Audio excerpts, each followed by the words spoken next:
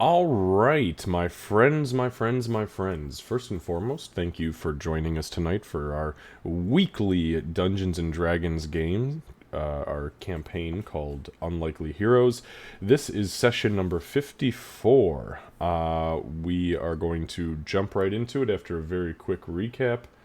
And, oh my god, the fact that you made a stinky cheese and a cheese wheel emote Seru, it hurts my heart on a level I can't even express.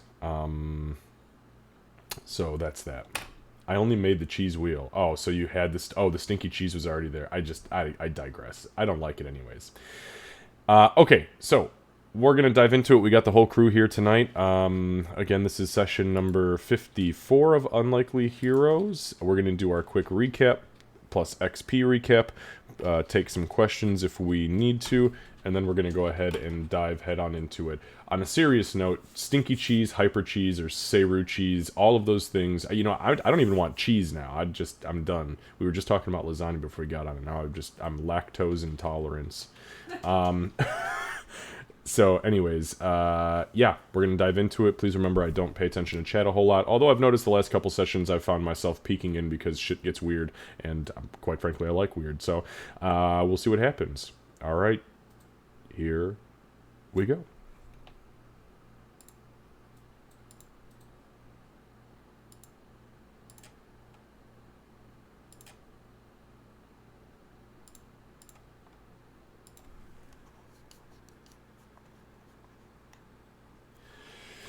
All right, guys, session number 54. That's where we're at. Quick recap from last week's game. So, in no particular order here, because we had a lot of things happen, kind of side by side. First and foremost, there was a lot of discussion between the group as a whole regarding what the next move was going to be. The topics that were discussed were assisting the Inscriptionist Guild with finding their entourage that had kind of gone quiet. And another bit that was discussed was what to do after that is done. And it was decided that more than likely you're going to take a couple of weeks to just kind of chill here in Underhill unless something really pops up that seems more pressing. That's actually kind of at the tail end of last session. That's where we're going to pick up as far as today is concerned. As you guys are here having breakfast on the 25th of Mujam. Wednesday, the 25th of Mujam, about 9 o'clock in the morning. Anyways, I digress. So, you guys had a meal the last time we were here, or the last time we played.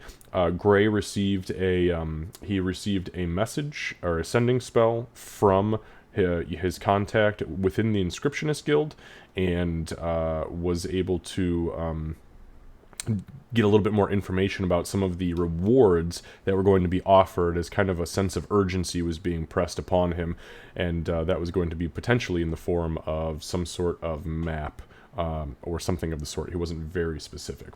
After that, there was a conversation between Doc and Gray regarding and regarding the safety of everybody in the party, except for because, quite frankly, nobody was... I don't need your fucking help. nobody was concerned about I have been trying to kill for fucking a year now, and I just can't make it happen. I've thrown her off cliffs. I don't know what to do anymore. Tried one thing, I might have ideas. I was gonna say I've got a couple ideas, but I just don't think we're there in the campaign yet. But when my time comes, it's okay. Don't quit it for you. Yeah. Okay. My weakness is being stabbed a lot. That is true. Oh God, that's terrible. That's so terrible. And one weakness. You're missing the obvious. Just give food poisoning. Horrific food poisoning. There you go. Yeah. Okay, so yeah, you guys had that little conversation. It was actually kind of like a call Gray out at the table conversation, because Gray tried to get everybody to sign a contract because Gray was hearing the whispers, and Doc was like, yo, I know about contracts, actually a lot about contracts. That was pretty bold. What the fuck, man? Even Ree was like, dude, what the fuck? I'm not signing your fucking contract. Your blood contract? Get out of here. Not at first, but then she was like, yeah, I'll fucking sign it. Right, exactly. And then she's like, well, I And mean, he look, said- if we have to.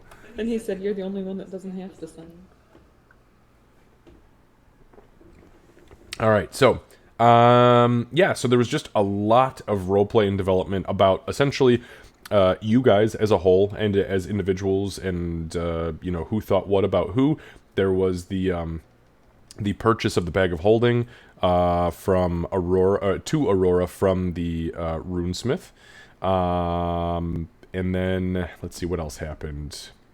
That was it. You guys just did a lot of talking and hanging out in the tavern and discussing what the hell was going to happen next. And like a half-hour discussion about how to tell Aurora that they were staying for 2 weeks. You know what? That also definitely did happen. And if I'm not mistaken, I believe where we are actually picking up is you guys getting ready to have to be like, yo, we're staying. When we told her, she said, "Okay," and we were like, "Hold on." What do you have planned? Fair enough. Yeah. Okay, so, anyways, we'll pick up today, 9 o'clock, Wednesday, the 25th of Mujim. You guys are sitting down for breakfast at this point. Sorry,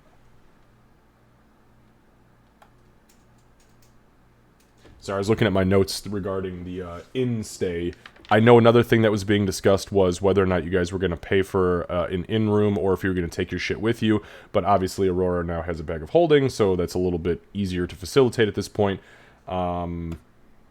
So, yeah, however you guys decide to go about that is how you decide to go about it. However, at this point, until, or if, I should say, you don't say anything to the Tavern Keep, you will forfeit that room. Both rooms, technically. And that's that. Oh, the other thing that I have a little side note here. There was a discussion between the barkeep and Ree about the pit fighting, and the fact that, if you gotta go, you gotta go. I will sign your name into it. It's something that takes place over the course of a few weeks. You get put into bouts. And he said, look, I'll do this for you, and I'll pay your 5 gold entry fee, but if you get paired up with Krogmore, who is a fiery red-headed dwarf with a cleft chin like a butt crack and no beard, you need to embarrass the shit out of him for me, because he was a bully from his youth. To which Ree said, I got you. Yes, exactly. Okay, guys, so let's go ahead and pick up here. Let me just do a quick XP recap. Last week, I didn't have any specific notes written down as far as, like, really good moments. That doesn't mean that they weren't there. But the role-playing XP as a whole was 800 for everybody. So, Gray, you are at 29,171. Aurora, 28,159. And the other two, you are at 31,009. So, we are getting awfully freaking close here to level 8 for a few. Actually, I mean, realistically, everybody's pretty much right there, so. We RP'd our way to level 8. To be honest, much, yeah. pretty goddamn close, yeah. We were having that conversation yesterday, actually. Yep, good times. Yeah, I think I only, if I remember right, I only used my new fighter feature like once. So yeah. Right. Let's Yeah, fix and that. I was gonna say, because you guys leveled, if I'm not mistaken. In Was, the mine. I was gonna say it was right at the tail end of the mine, wasn't it? I haven't had any combats as a magic person. Everything that I've cast has been like cleaning up puke or showing that, you Go know. pick a fight. Yeah. Oh, we have an adventure. Let's do an adventure. Yeah, I bet you can't hit that asshole over there with an ice blast. Which one? Don't point at me. Dwarf. Well, look, I'm not gonna say anything. Yeah, that dwarf over there. Which one? But fucking roll the dice, baby. Okay, any questions for me? All right, perfect. Oh, go ahead. I'm still waiting on the runesmith thing, right? Like you said, he's going to deliver the ship runes from the ship for me? Yes. Yep, that is correct. Okay. And that was supposed to happen today. Actually, if I'm not mistaken, what had happened is that Aurora literally walked there and waited for his ass to open, walked in, got her shit. He was literally finishing up your translation and inscription shit, and she was like, okay, thanks, bye. Oh yeah, right. I forgot. All right, so Like I said, I don't actually know about the runes going to him at all. That was the first time that I've dealt with the runesmithing. yeah, that's true. And the second note, it's you, and I don't know you one. It's also fair. All right, guys. So you've been sitting here enjoying the last of your paid night in the House of the Dwarf Lord Inn. You are sitting down to full plates of grilled tomatoes with large sausage links and thick slices of ham, coupled with, surprisingly, the first time you've seen them here, legitimate fried eggs. You've not seen a whole lot of chicken since you've been here. A lot of pork, a lot of beef, not a whole lot of poultry.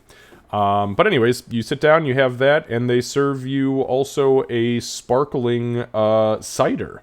It's a breakfast cider. It's pretty watered down, but it's very, very crisp. It's like the epitome of tasting fall, with just a little drop of alcohol to make your day better, and to scare away the scurvy. 'Cause I'm sure this place gets a lot of boats. Only ones that fall out of the sky. So I think that now that the pot's been sweetened a bit, we should make this a priority. You're talking about the missing homeboy out there? Yeah. I'm totally down with what's going to find him for sure. I am good to leave now. I can't. I don't want to. I asked the runesmith for something yesterday. I'm waiting. I also want to make a purchase before we leave. I want to buy some oil, lamp oil. Oh, that's probably a good idea.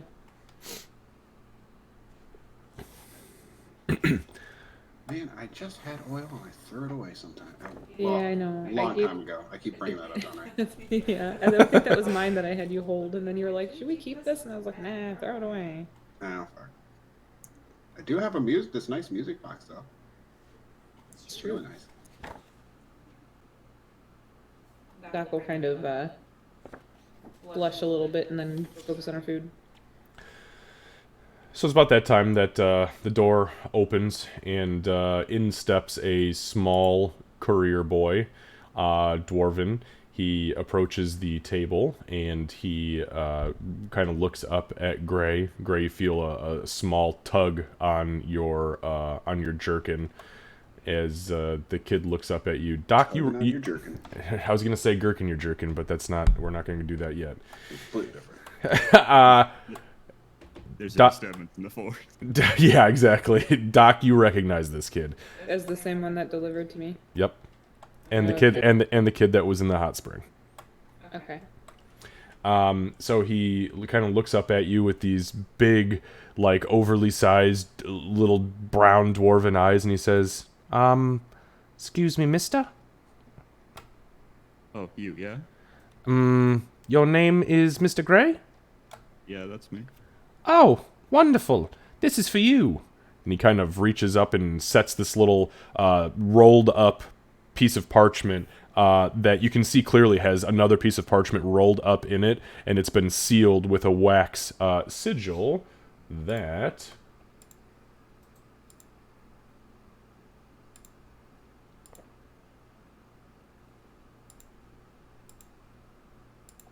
looks like this, which you recognize as the Overlord's insignia. Ah, yeah. Thank you. You're welcome. And he kind of puts his palm out. Doc just kind of smirks from across the think you- table. I think he wants a high five. No, that's not it, Ree. No? And he's gonna look at the kid, knowing it's the one that like delivered it to Doc, and is just gonna give him 2 copper. He looks down at the copper, and his eyes go wide, and he goes, "Wow, 2 old bits! I can buy so much beer with this. And he kind of closes his hand, holds it to his chest, turns, and walks away. How old is that? I'm gonna call after him. Try the fire belly. He turns around and he looks over his shoulder at you and he says, "Oh, no, I'm not quite stupid enough to do that. Bye!" Yeah, that's fair. I feel like he's a little too young for that too. Yeah, worth a shot. Well, in the way that the dwarves raise their young, typically they start drinking young. But I don't think Fire Belly gets introduced until later. It's probably for the best. Cool. Well, this came at the right time. Unexpected hands. I think I'm gonna go buy some oil, and then we can set off. The sooner Okay. the better. I guess I'll go while you do that. I'll go pack my shit and Yeah. Are we? So what? What should we just let this? Let the room go to somebody else for a time, or should we? I think that's fine. We can figure it out if it's not available when we get back. I just would hate to pay for it, keep it, and have somebody else go without. Yeah. Also, I'd hate to pay for it and not sleep Yeah. in it. We don't need it. Did you get everything out of the other room? Oh yeah. Okay. Did anybody else that- have anything in that room? That reminds me. And she's gonna get up and go over to the barkeep. I'm sorry, can you say the first part of that? You cut out real bad. Damn it. I said, of course I did, first of all, for the getting the stuff out, and then I said, oh, that reminds me. And then she's gonna stand up and go over to the barkeep. Okay, understood. I guess Gray will kind of stand up, go out, buy his oil. Alright, so I'm not going to make you do a big crazy thing for oil because it's oil. Thank you. This is what I like to call us for the sake of brevity purchase. My favorite kind. Yep. Alright, give me just one sec here. Okay, so you can buy as much oil as you want. Oil is a very regularly used thing in Dwarven culture, especially in the mines. So it's 1 silver piece per flask, and you buy as much as you want. Just please take it out of your inventory. How many flasks can I put in a lantern? Like, how long does one flask last, I guess? Yeah, so it's 1 pint. And I believe... What kind of lantern do you have? It's the lantern of revealing. Yeah, the magic item. So it's a hooded lantern? Mm-hmm. Yeah.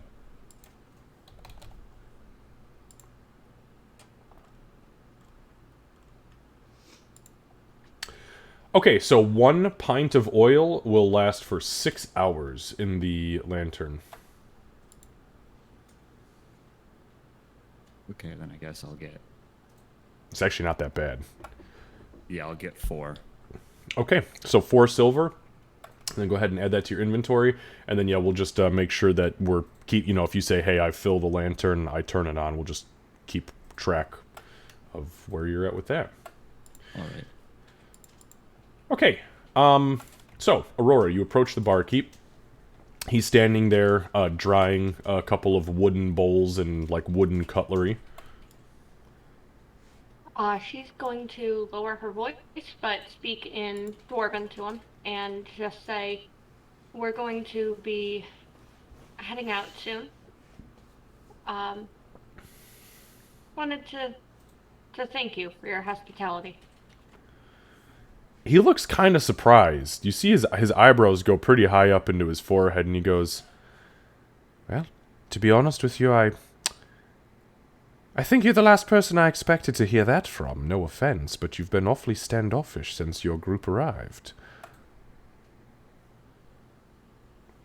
Yeah, not exactly familiar territory, but Well, that's all right, Miss Aurora. Thank you for your kind words. You're welcome for the hospitality. And as far as I am concerned, as long as I am here and owner of the House of the Dwarf Lord Inn, you are always welcome.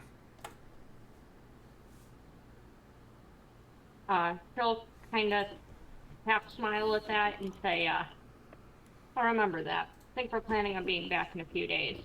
I heard Ree has some things to take care of. That she does. She's going to be assisting me. Yet again, somebody from your group helping me, all the people of this town. I look forward to seeing her again.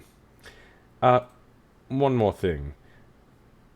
I never asked you in particular. I'm aware of Ree.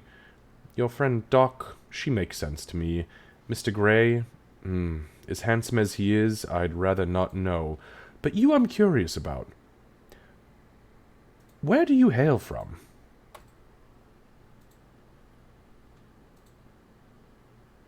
It's gonna take her a little bit to respond, and it's obvious she's looking for the right words. I've wandered a lot. But now I guess my story just really begins with them.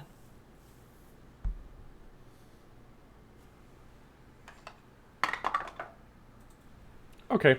This is make a deception check for me. This is a passive deception check. It is not that I'm saying Aurora is being deceptive. There is obviously some things masked here that he is attempting to insight.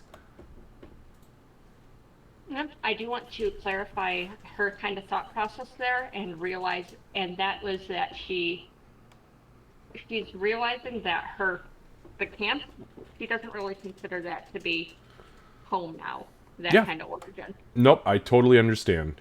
And it's not like he's trying to look to see if you're lying. What he's trying to what this role is for is to see whether or not he goes, "You know what? Fair enough. I accept that." Okay. So, he kind of looks at you side-eyed and he smiles and he says, "Just like you halflings, always so sly with the tongue." All right, I accept that for now. When you come back and visit, maybe we sit and tell tales of the old days. I don't have quite as silver of a tongue as Mr. Gray does, but perhaps. Mr. Gray has a silver tongue made of molten metal. You saw he got himself arrested in here as quickly as, well, quite frankly, any other dwarf with half a pint of firebelly in him. The problem is, I believe he was sober. I have heard the legendary tales of halflings and their ability to storytell, and I just thought, maybe, if you're interested, if you find time on some lonely night and you happen to find yourself here in Underhill, come see me. Maybe bring your friend Doc with. A gnome, a halfling, and a dwarf. Surely we can spin tales that could be told for centuries. She'll laugh and say, "Well, I have an order to pick up in a few days anyway, so perhaps I'll let her know." Wonderful. I'm sorry, did you say you have an order to pick up in a few days? Here? That's the one that I had already paid for with you. I had talked to you about that last time. He blinks a couple times heavy, That looks was down. just in there. He flips a few pages and he goes, "Oh, right. Yes.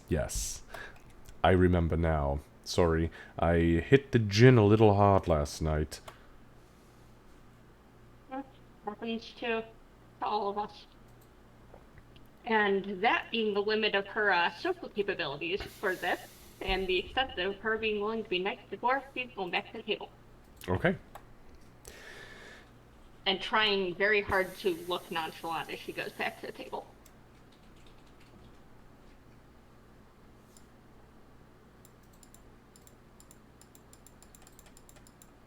Doc will be probably finishing up the rest of her breakfast. And, we should probably get our stuff. Anything you've got in the room still. Just do a quick sweep and make sure we're clear. Yeah, I had already stuff in my pockets full of bacon. And then after that, maybe we check the room. Oh, yeah.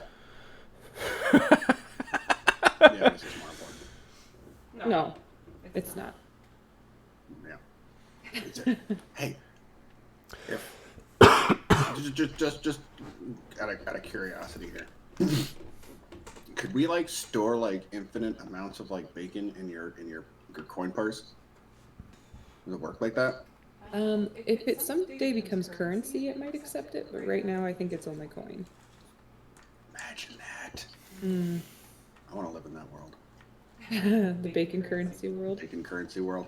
I'd be poor. I'd just There eat would be all no the money. money. Nobody would have any money. I'd just eat it all. All right, yeah, I'm gonna go pack my shit. Me too. Meet you outside, or I'm gonna Yeah. meet you in the room. Yeah, you do Meet that. you in the hallway. Meet you all the way down the hallway to the room. In the room. We're just staring at each other all the way down the hallway. Aurora, as you get back to the table, it's empty. That is perfectly fine. I am going to finish eating. Also, there's no bacon left. That is also okay. Me, happy goblin. Yeah. She's gonna finish eating. She already got her set, so she'll end up just going outside. Okay.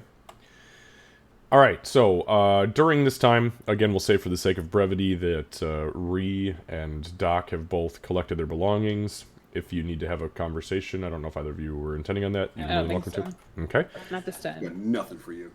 Nothing to say to you.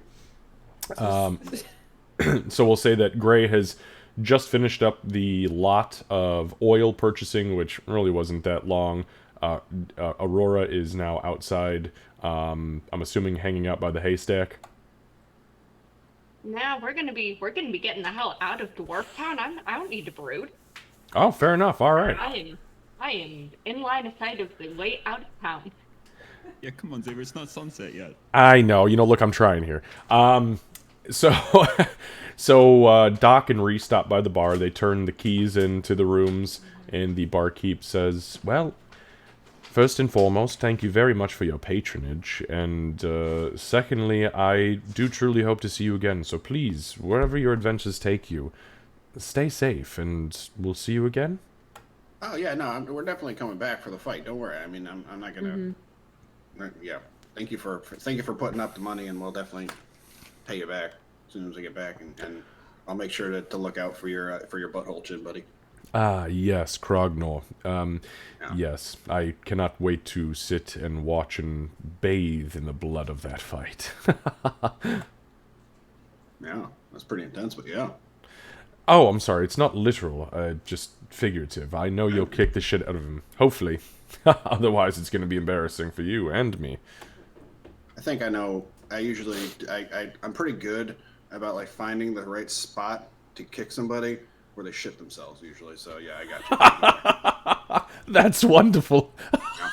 Could you imagine if he shit himself in the... Oh, I'm sorry. Okay, please, yes, go about your business. Come back quickly. Come back in one piece. I want this to happen so bad. As we're leaving, Doc will like lean over to Rhea and say, "Did you say butthole chin?" Yeah, yeah. The guy has like he's got like a chin. Apparently, I mean that's what he said. Guy has a chin that kind of looks like a butthole.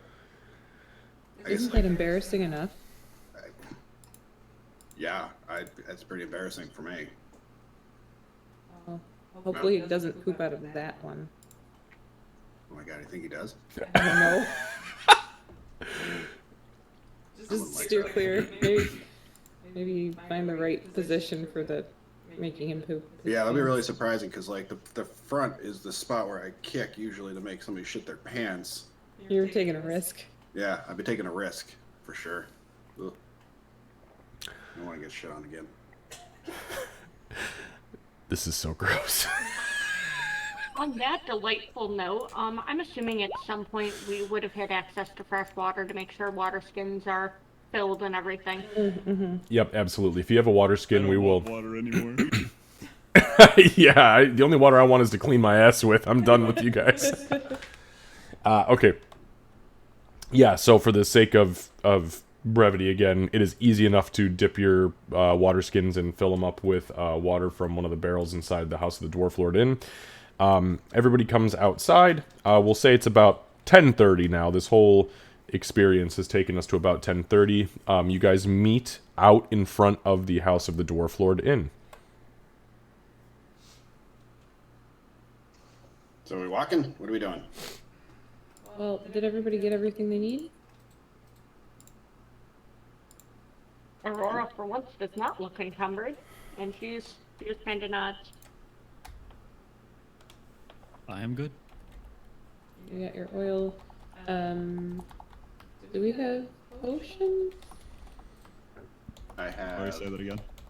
Potions. I have an elixir of health, and I have potion of fire resistance. Okay. I too have a potion of healing. Okay. Did you have one, Aurora?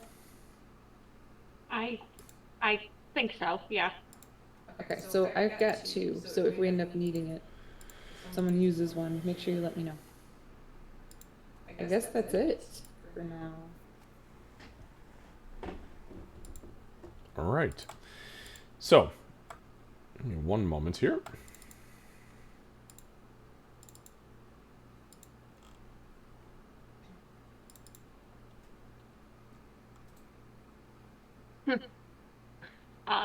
I just realized something Aurora absolutely would have realized earlier, and that's that I no longer have, like, traveling equipment. I no longer have, mess kit, bedroll, or anything like that. What happened? Didn't you buy some at the Druids? I think she dumped it because she was encumbered and she wanted to carry teeth and pelts. That is literally what happened. Look, if you've got to choose between a giant monkey tooth or a fucking fork, you take the giant monkey tooth. Yeah, that's fair. If you have to choose between those two things, then you buy a bag of holding sooner, which is what we should have done. I mean, like, do you need a mess kit to eat? I would just figure like a knife, right? Oh, Look, civilized beings like to use a fork and a spoon and their little, cup and Fuck it, you can take my mess kit. I don't need it. I'm Aurora's not newly worried about- civilized. I'm not worried about that, but Actually, surprised I have a mess kit. Still. strong as fuck, boy. you know what? I have pelts. We'll be fine. You do have plenty of pelts. Could you Bet you do. use your bag of holding as like a sleeping bag? Not Your head out. what I know. I don't, you know. To Uh, I had a big. and try out. So, Candace, make a, I mean, I did a roll for this last time, so I wasn't sure if I would know or not. I You- an Arcana, if you want? you said you did a roll for this last time? Yeah, to determine if she should do haversack or bag of holding, and I think I rolled high because you gave me a lot of information. No, I think what Ree said was, can you use it as a bedroll, right? Yeah, just like lay your body Oh, inside, like just half your in. head out, and then Yeah, that has nothing to do with haversack. But yes, make an Arcana check. Doc. 15. You cannot. You know what? Actually, yes, you can. So there is a cubic footage that exists within bags of holding, and it is either weight or cubic footage. As Aurora is a halfling, it would be very easy to slip partially into the bag of holding. However, if at some point she accidentally gets pulled into the bag of holding, she cannot let herself out, and there is only enough air in there for about an hour of survival. So if you guys are sleeping and she accidentally gets pulled into it, she dead. And then somebody's going to be pulling a fucking corpse out, and that's going to get nasty. No, you should not do that. I have pelts. I think her question, the question was, can she? I know. Not should she. Right. I was waiting for. Okay. Oh, sorry. Okay. DM will step aside. I mean, I'll trust you. I mean, I don't know anything about this blue yak shit. So I mean, I don't know. It seemed like if it's anything, then it'd fit, a half a body coat cozily. I don't know. So let me put it this way. Aurora needs to breathe, and Yeah. if she sneezes too hard and ends up all the way inside the bag, then she will not be doing the thing she needs to do after an hour or so. So yes, but don't. You should be looking at Aurora. Aurora's giving you the look that's the, yeah, no shit. I wasn't planning on putting myself into this. Bless you. Bless you. To be fair, I think if you slept with one arm open, with your one arm out of the bag, like around it, maybe you could get it off. Stop helping, Gray. Yeah, right. Or just kind of like close the bag like partially around your head and like. Just start walking. Yeah, that's good. Okay, I think we're leaving now. All right. So I what? would try and continue the conversation with Ree. All right, you get yourself an anchor. You tie it around a tree, and then you tie your body around. Yeah, You know, Yeah, Ree, you could around try your out the arms. bag if you want to. I'll Wanna absolutely hop try. in? No. Nope. No. Yeah. Veto. We'll put it. Veto means yes and no. Okay. So, anyways, what kind of pace are you guys going to be traveling here? Are you traveling at a slow pace, normal pace, or are you going to try to move at a fast pace? The benefit, obviously, is that you move faster at a fast pace, but you can't stealth, and you have a negative to your passive perception. Slow is that you can stealth, but you move way the fuck slower, and normal is you just move your normal daily speed. It's probably normal, right? I mean, That's what I was thinking. Okay, so you guys probably hit. like hop on Josa every once in a while to kind of scout ahead in some spots, but always go back to the group. Okay, so because every time you summon Josa, it uses a charge out of her, how many times would you like to do that? It will take you guys the entire day to get to your location, as it is a 24-mile journey. I thought it was like an hourly thing for the. I think you get 24 and It is, but so here's the thing, though. Every time you unsummon Josa, it eats up an hour. When you summon her, it's either 1 hour or as much time as you use up into that hour. If you go 1 second over the next hour, it eats an entire hour out of her. Just so you guys know, actually, so you know, since you're in cahoots with her, you have used 7 charges out of her, and once you've used the 24 charges on her, she goes dormant for 7 days to recharge all of those 24 hours. Okay. Those can't recharge. Like we don't use. Correct. They do not recharge. You must use all 24 and then goes dormant for 7. I can scout ahead if you want to save the charges. I want to hang out with Josa. That's good. I'll use it. I'll use it once for like 6 hours or something like that. Okay. So that's another 7 charges, right? Basically. Yeah, so you're going to be at 13 charges now.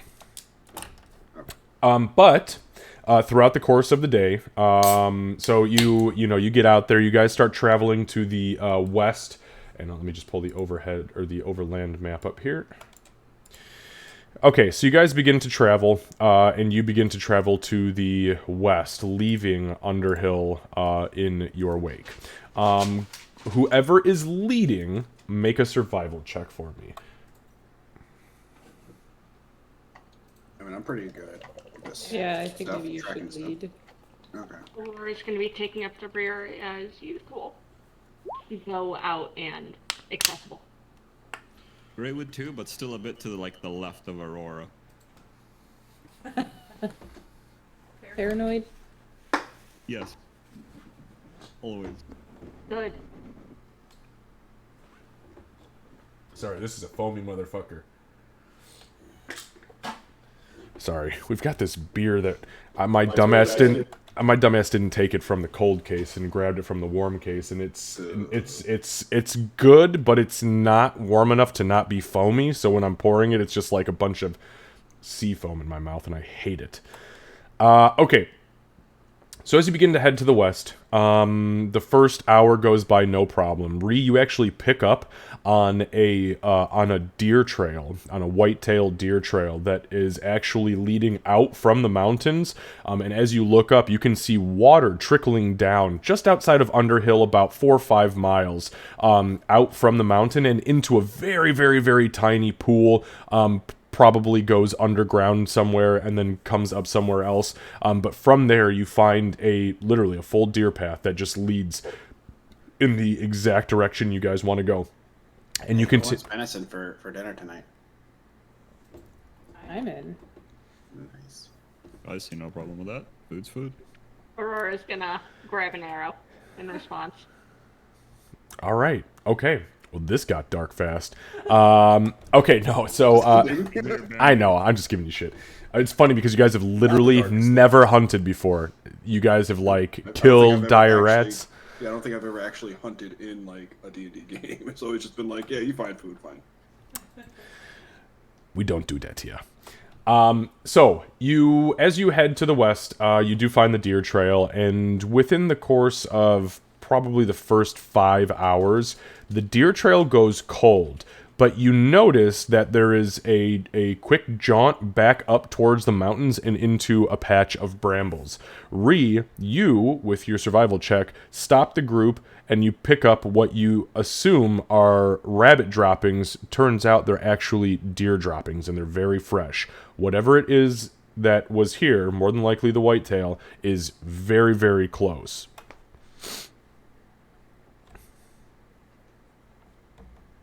Sorry, I just put a chip in my mouth. I guess if that's the case, can I like if Ree does convey that, Ray's gonna try and keep an eye out for the deer itself. Okay, why don't you go ahead and give me a perception check, and Ree, you can go ahead and react to finding the shit.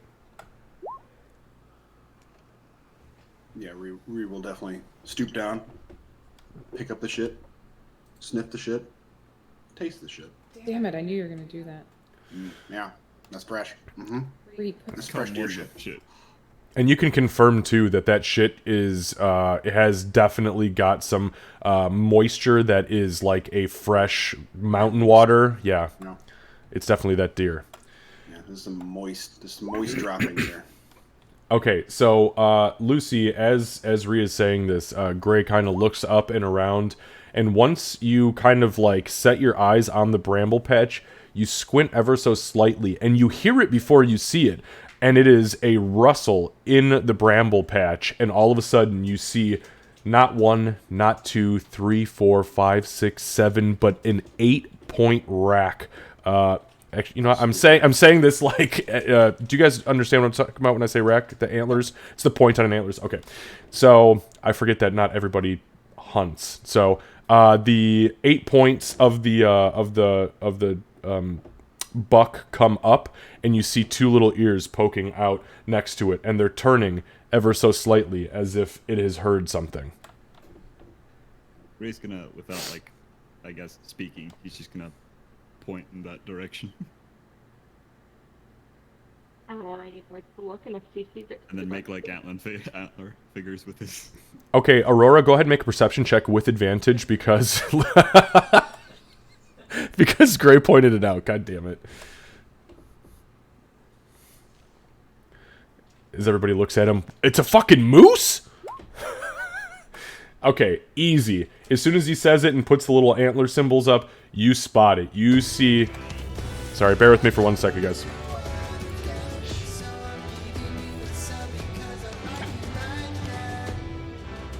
Wonder who that was. Hey, anonymous user just gifted K Goins Graphics a tier 1 sub to the stream. Hey, well, that's thanks me. so much. Enjoy your Yeah. emotes, friend. Ooh, I can emote now. Okay, so... Power.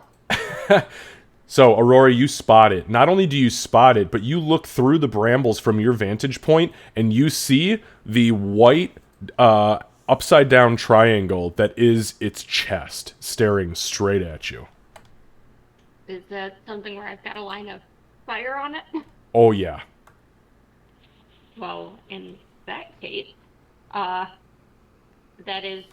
would be my prey, and then that's gonna get 2 arrows. All right, go ahead and fire the first arrow for me. And you're going to do it... Ooh. Yes, you're going to get the attack. Go ahead. Sorry, I was just thinking you technically have the jump on it, so it's a surprise round. So if your first 2 arrows don't kill it, you get to go again before it gets to move. Shit, that would be a lot of arrows. That would be a lot of That arrows. would be a big ass buck. If you miss, it'd be hilarious. Wouldn't that be fucked up? 4 arrows, just shh. Doc's like... This is also one of my favorite enemies, too. So, I mean, it falls under beast, so. The normal white-tailed buck falls under beast, but this one... It falls under monstrosity. Wouldn't it be funny if all of a sudden it, like, started to do the shadowy shifting shit? Turns into some, like, Cthulhu creature or something. Fuck yeah. It Comes whips with... out a sword. Oh no. Alright, so,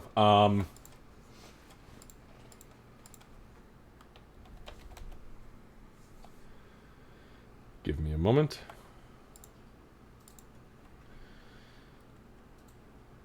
I didn't Okay. pull the second one yet. No, nope, not even. This, you're good. Is a challenge rating 0 technically, so all 4 hit points of it. So you fire, so you mark it as your prey, and as you mark it as your prey, you kind of feel your normal perception do the kind of heartbeat thing. This thing's heartbeat is going like 1.5 times the speed that a normal resting deer's heart rate should be. It is freaking the fuck out because it heard something. As that happens, you let the arrow fly, and you guys hear a thunk as the arrow looses. You hear it hit a couple of brambles, and you see a couple of sticks break out from the brambles, and you don't even hear a sound. It's just a solid and all of a sudden dead in its tracks. Fuck yeah. Well, we've got dinner. This Ree will scramble through the brambles and pull the deer down. Okay. At the arrow, it might be salvageable. Just out of paranoia, I guess Gray would kind of look around for if there's anything else, or if the book was like, it was spooked by them. English is difficult. Go ahead and give me another perception check.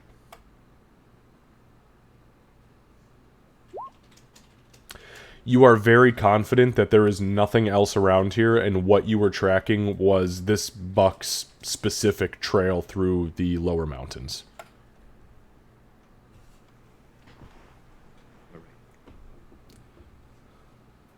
Okay, so Ree goes up into the brambles, grabs this buck by the antlers, and literally drags it out. The arrow is embedded in it deep. I mean, like, to the fletching. And it looks like, I mean, you barely even see blood dripping out of it, but around where the arrow hit, it's starting to swell, as this was a full internal bleed shot. Like, very, very craftfully done. As you get it out, and I'm assuming you begin to skin it and go about your business, Ree, go ahead and give me another, actually give me a, give me 1 sec. Give me a nature check. Ooh, this one I'm not good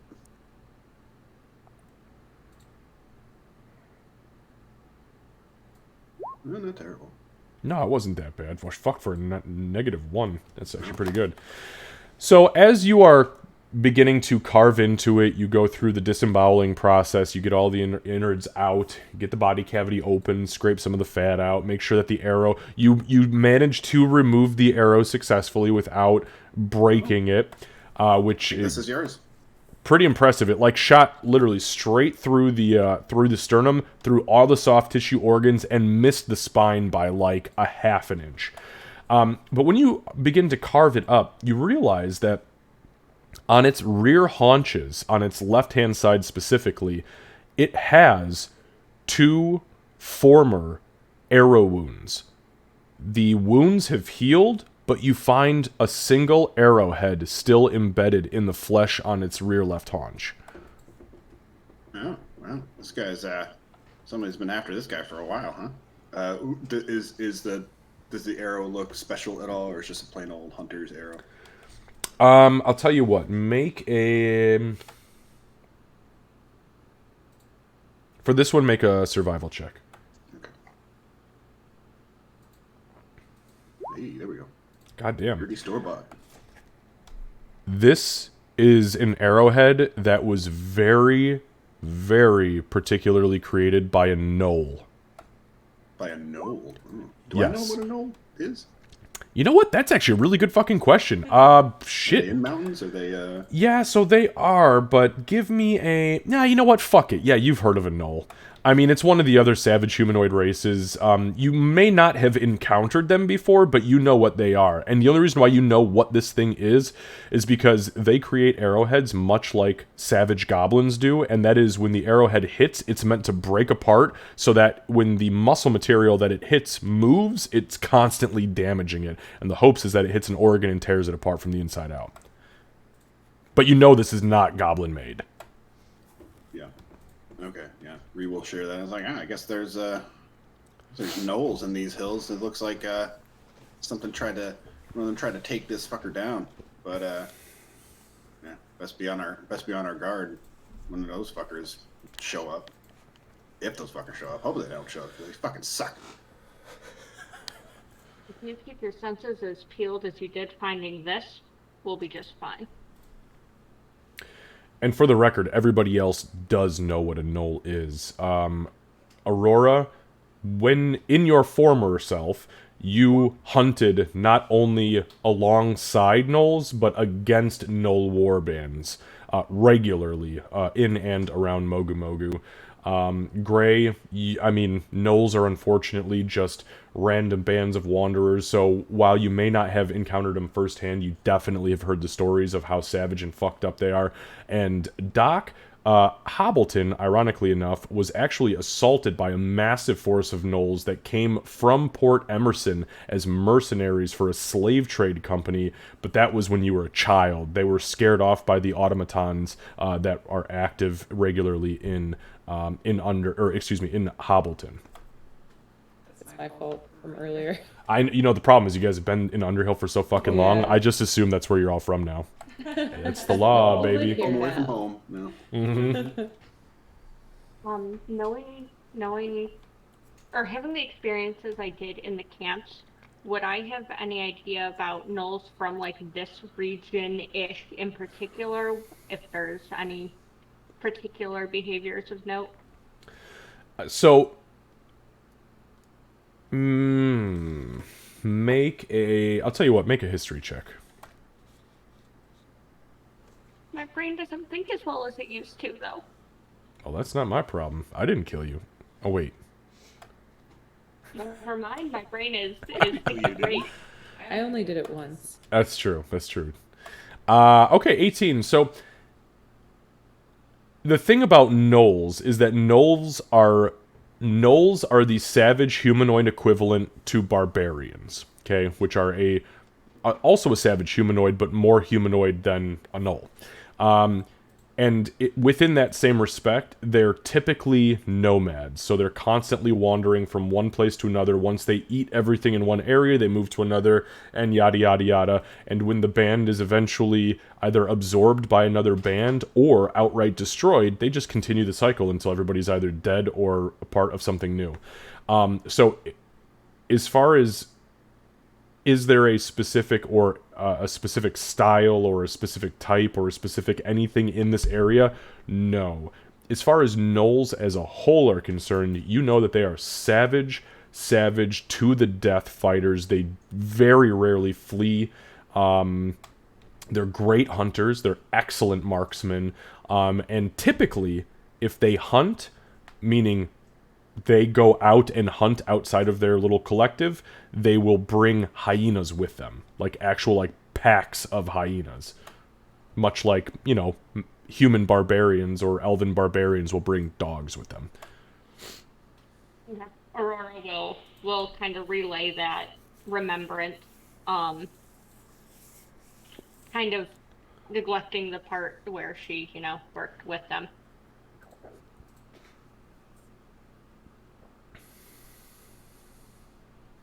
Okay, so you guys carve up the rest of the deer. You easily harvest 40 pounds of meat off of this thing, of good meat. You instinctually you avoid that rear haunch just on the off chance there was any sort of poison or infection, yeah.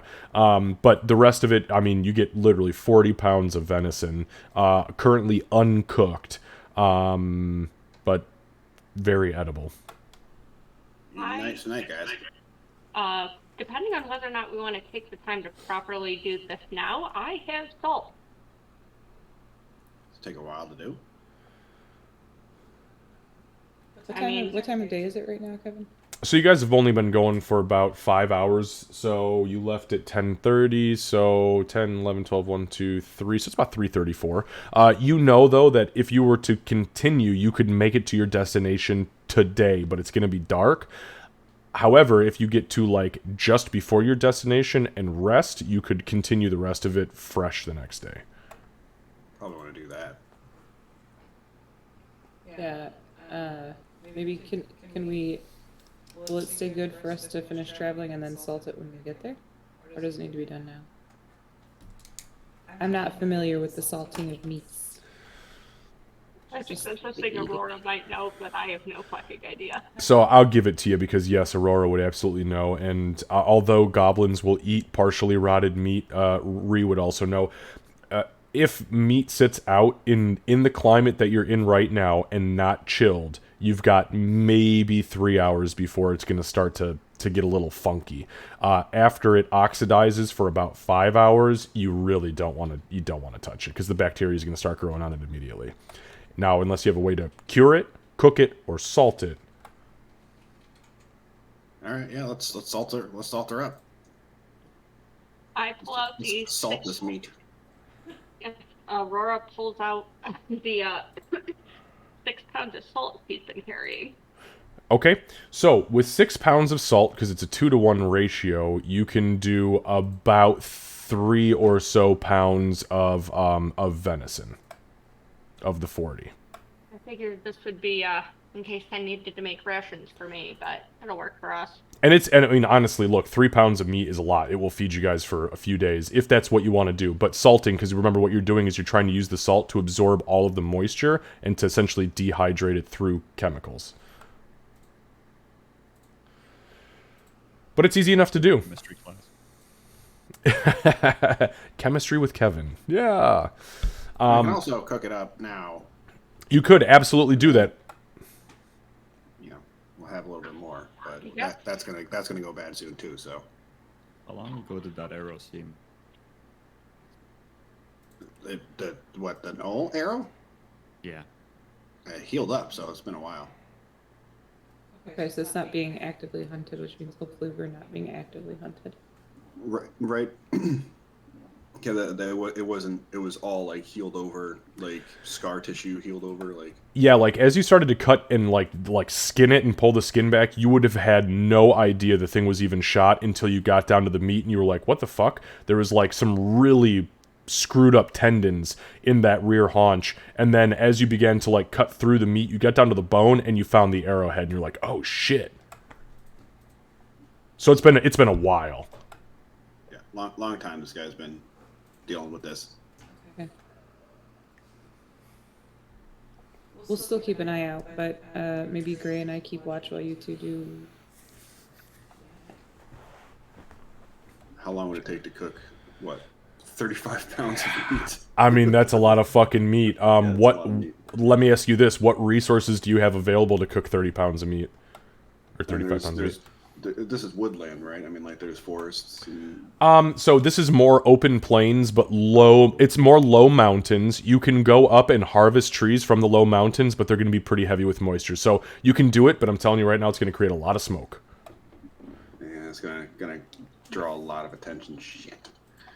Would putting this meat in the bag of holding affect it, how long it took before it went bad, considering the Nope. lack of oxygen in the bag? Okay. No, there's no preservation whatsoever.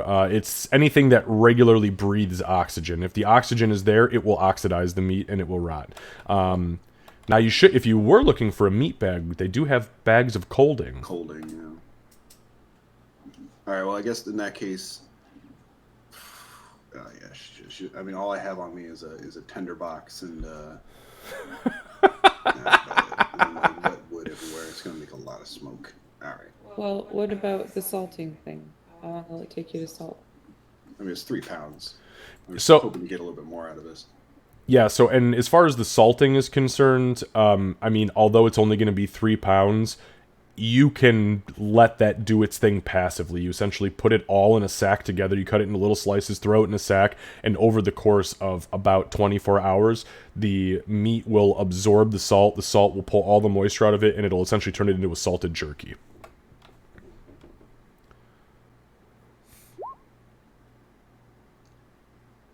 All right. Well, I mean, we can take as much meat as we can, and then when we bed down, we'll try to save what we can.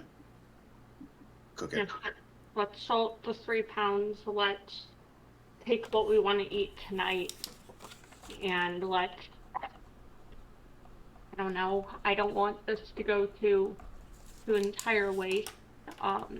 You can technically, by the way, also eat raw venison if you are looking to eat right now. I know your guys' characters just ate a few hours ago, but if you wanted to consume meat right now, it is so fresh that it is not going to kill you. Bree would do it, but you know. Aurora's not above that either. Gray, do you have any spells that are based from fire? Or is there anything you can do, Aurora, with ice to try to preserve it a little longer? I don't want the thing to go to waste. I could try, but have you ever been where it's really cold and you're not someone you've traveled with, you come across a body that hasn't been properly dressed for the warmth and that. Wait, are you telling me a story right now? Or are you telling me a real story right now? Yeah, I've seen that. Your toes get all black and nasty. Yeah, I've seen it. I could try, but I also might burn the meat with cold. It might get totally wasted at this point. I'm going to actually, Bree, you've got the knife. Can you cut me off a portion? Yeah, sure. Something that's not a good cut. Let's try this first. Sure. Yeah, I got you. Actually, do I even have a knife? I have a knife. I have multiple daggers. I'll offer a dagger if Bree does not have a knife that. I usually just use my teeth. Yeah, Ree cut this whole thing up, by the way, with her teeth. She just bit into it. You assumed she was eating everything, but I'm kidding. I think that somebody gave her a fucking dagger. Blood everywhere. Yeah. Ree wouldn't give a fuck. The only thing I have is a candle. I don't think that's gonna help much. All right, so Feel like let's burning oil. yeah, let's maybe just cut off like 10 pounds of meat, and then leave the rest of the wolves. I mean, I hate to do it, but Ree, what kind of potion did you have? fire resistance. For a second, I thought you said fire breathing, and it was problem solved. If we had some fire belly, maybe, but no. I'm gonna cut off a small-ish section of undesirable meat, or less desirable meat, and I'm going to just try to kind of access that headspace that when we were doing the autopsy and I kind of froze the body a little bit. I think it's probably going to manifest for me casting the frostbite cantrip, because that's only super cold specific spell I have, but that's what she's trying to do. Okay. So, you cut up just a little, like, handful of meat out of one of the undersections, like, on the, inside thigh, where you were gonna eat it, but it's not, it's not the best cut. You hold it in the clawed hand, in the scaled hand, and as you begin to kind of look at it and focus on it, your arm itself is cold to the touch, and you feel the meat go from kind of like the warm, just murdered this thing, to kind of like a tense... God, I'm telling this to a pescatarian. This is probably fucking horrific. I'm so sorry. It begins to become firm ever so slightly just by your touch. It doesn't freeze it or anything, but as you look at it and focus on it and you try to call up that incantation, there's this pulse of energy, and you guys see Aurora's eyes, both eyes, go completely stark white, like snow white, and they begin to glow. Her mouth goes completely slack jaw, and in her offhand, she traces a sigil in the air, and you hear her say, Estavos! As she almost coughs it out, and within a second, you see the hand holding the meat flash with the blue light. She kind of settles back into herself, and as the flash fades, you see a perfectly frozen, literally like frozen, tink, tink, tink, to the teeth piece of meat. Okay, that's good, right? Is it fuck? Is it good? What are we looking at? Doc, make a medicine check. That was really intense, but On a complete side note, while Aurora's doing this, Gray's absolutely watching, because I guess he wants to kind of analyze what she's doing and how she's doing it. He's very curious about magic. Okay, give me an Arcana check. Doc, as you look the meat over, this was an 8 DC to figure out what frostbite looks like. It is not frostbitten. It's really fucking close. Like, it's freezer burnt, but it'll do. And you think maybe that, like, if this was used on a larger piece of meat, it wouldn't get quite to the oh fuck stage. Aurora, if you can do that again, but to a larger piece of meat, it's gonna taste less like old ice. But you didn't frostbite it. could you do it on like all the meat or just like a Like it chunk? needs, like I would say, try all of the meat. Cut off the 3 pounds for us to salt, and she's obviously a little bit shaken by it, but doing her best to go into like, I'm gonna just get shit done mode. And she's going to, after the 3 pounds gets cut off, she's going to try with what's left. Okay. Lucy, as you watch her, and as you watch her through this second incantation, what you are able to kind of gain from this situation is that while she is losing control of herself momentarily, there is a level of focus that is absolutely unconscionable to most wizards. The level of dedication that she has to the syllables that come out of her mouth and the sigil she flashes in the air, although it is wild in nature, is so focused and so controlled that it can only be described as sorcery. And you've seen this maybe once or twice throughout your travels in general, and it was, cheap parlor tricks, street magic, prestidigitation, but within the incantation and the loss of control, there is a level of focus and discipline that is undeniably sorcery. Now, Aurora, I almost said as you grab the meat, but fuck, here we are again with the weird stuff. But I mean, as you touch the meat, that is not any better. You invoke.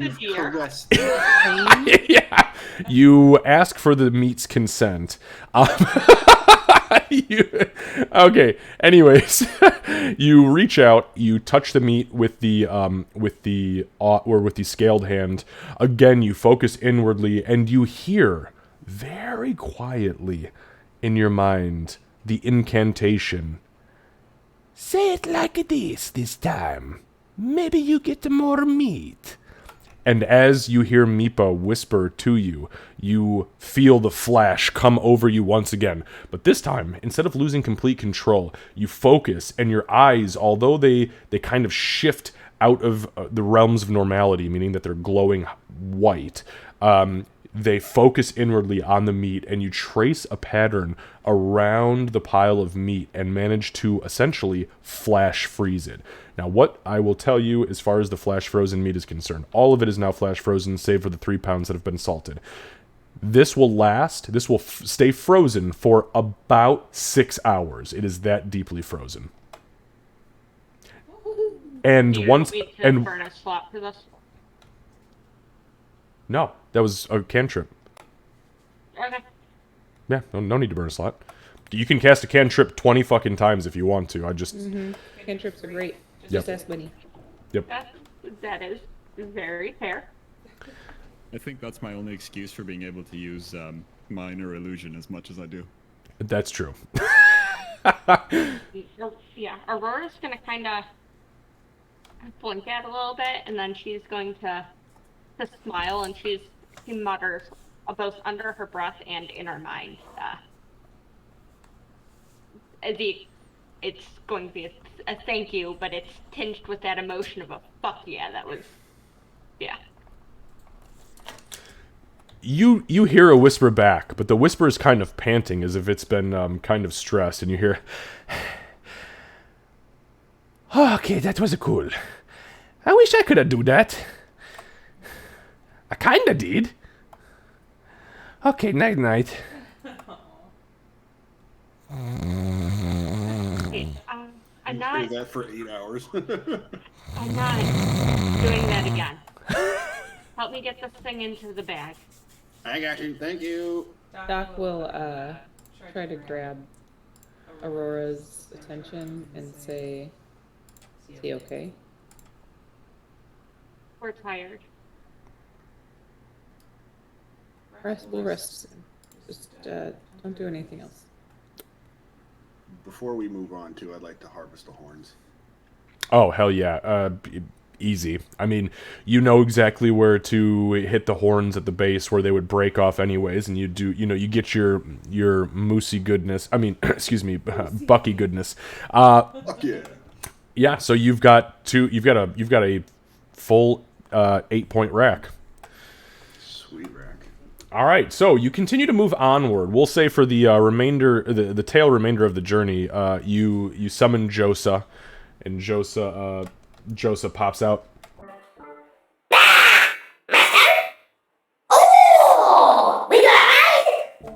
Oh yeah, motherfucker, we got to ride. You ready to ride? Let's go! Woo! So you jump on Josa, and you bolt, I would say probably, like 500 yards ahead of the group just to kind of make sure shit is squared away. Okay. As you're doing that, go ahead and give me another survival check in.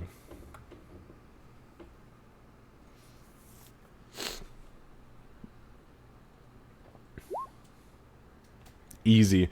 You take the group the remainder of the journey to the point where if you continue to go, you're going to hit your location, but you're going to have to either A, rest immediately, or B, again, you could rest right now and have a safe distance between you and the location that was pinpointed when communication went dark.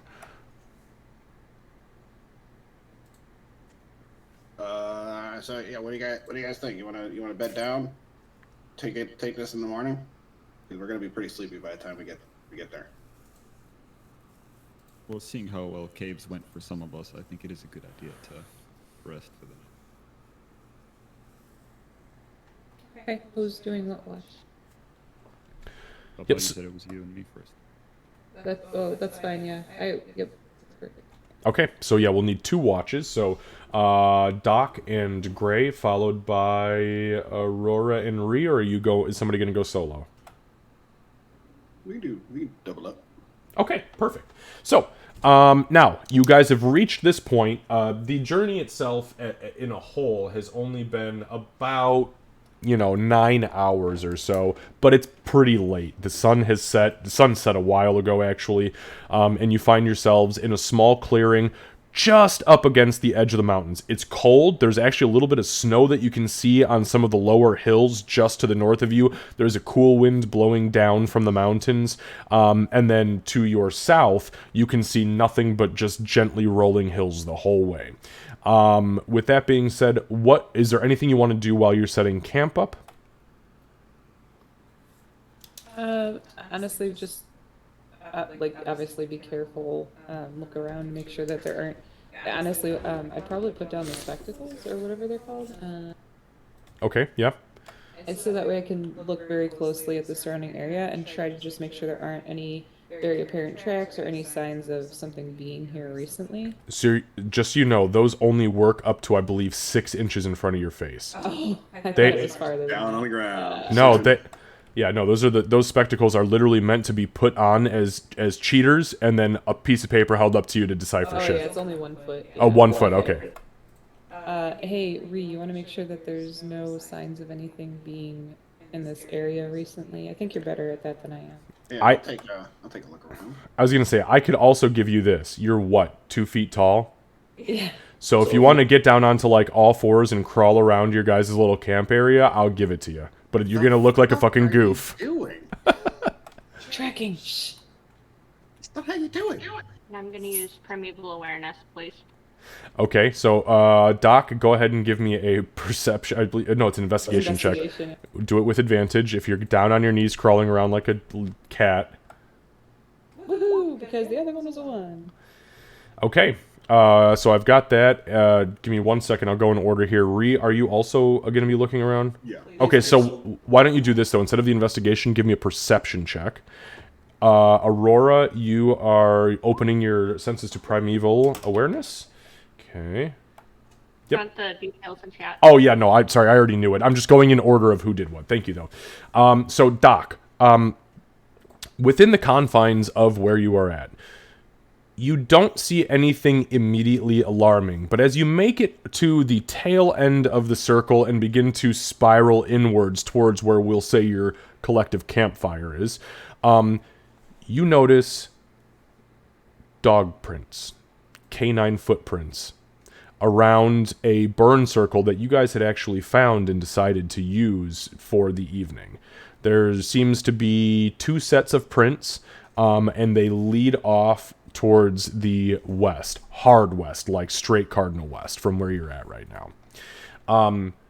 Ree, you are living in bliss. You don't notice Super shit. Distracted by Doc. Yeah. Rolling around on her hands and knees. What are you doing? That's not how you do it. This is how I do it. And it's like that really fast, creepy toddler shit, too, because her limbs are so small. It's just like she's like Chucky on the ground going, ah! Oh, it's terrifying. Oh, I hate it. Which Sometimes you direction struggle are, like that. are we heading west? Yeah, they're going the same way we are. Okay. What? So am I able to? I assume Doc pointed out the prints, right? Would I be able to tell how long they've been there? How old they are? Hell yeah, make a survival check. Oh, man, we doing some... Our powers combined. We making some What are rolls you tonight. considering our terrain to be right now? What? Kevin, like you said, we're near the mountains, but you said it's kind of like trying to figure out if we're technically, because we're not in the mountains, if we're more of that grasslandy area or what we're actually in. Oh, you're talking about as far as like what the terrain is currently? The terrain is plains. Okay, so that's one of my favorite then. So that's, Yeah. Yep, it's okay. considered plains right now. I use gently rolling hills to kind of decipher where we transition from steep mountains to actual flat plains, but it is for all intents and purposes plains. I have to be nitpicky about that Because you're a fucking ranger. Yep, no, I gotcha. Okay, so on that note, so you find the, let's see, we got a 12. So you would wager to say, with the way they've set in, they've been here for at least a week, possibly more, but at minimum, they've been here for a week. Okay, so the trail's pretty cold.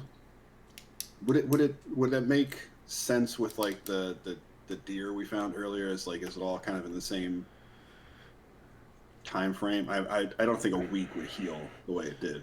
So you know damn well that if your goblin tribe shoots a deer with the same arrows that you make, that gnolls make as well to break apart inside, there's no way that it would heal within a week. That thing probably had been wounded at least a month ago. Yeah. Now the trail's cold. The footprints are cold, and it's been a while. Been about a week since I've been here. I mean, it's not a very frequently used spot, so that's good at least. Oh, But they were here. we'll make sure we watch carefully. Yeah.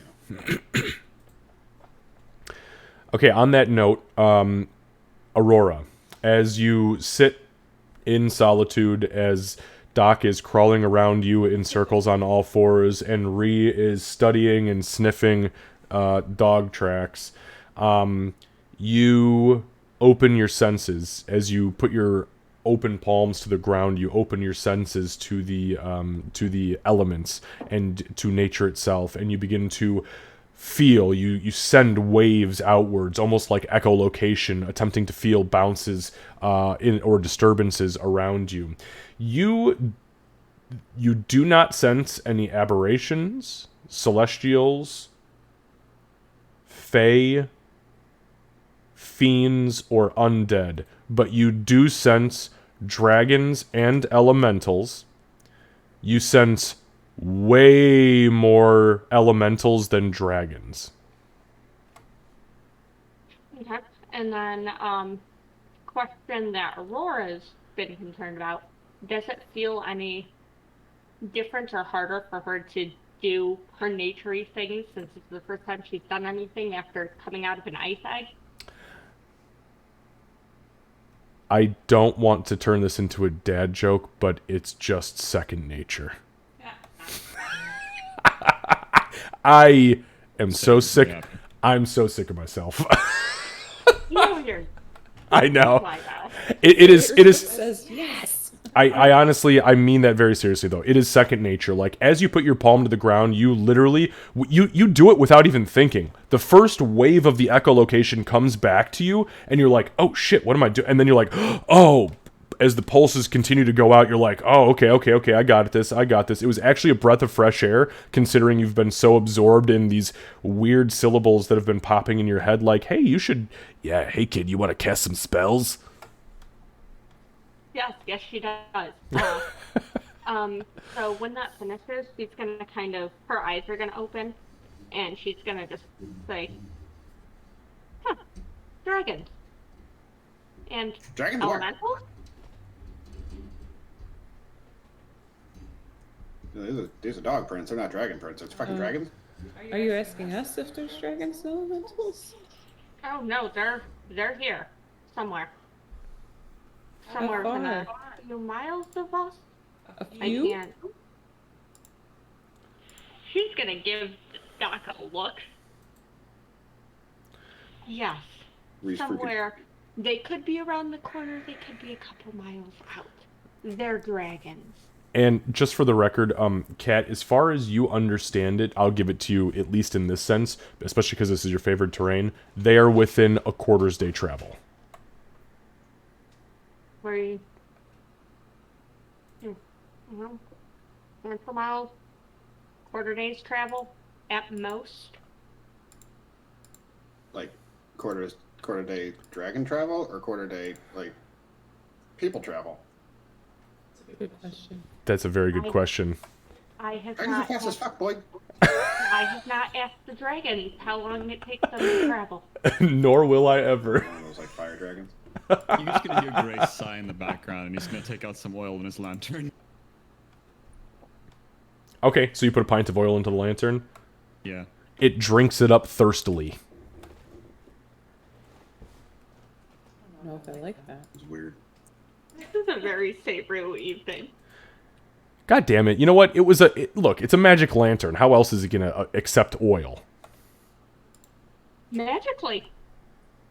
It is Oh, magically I'd love it if it delicious. produced its own oil. That'd be great. Okay, so You So we gotta be on the lookout for dragons, gnolls, and elementals.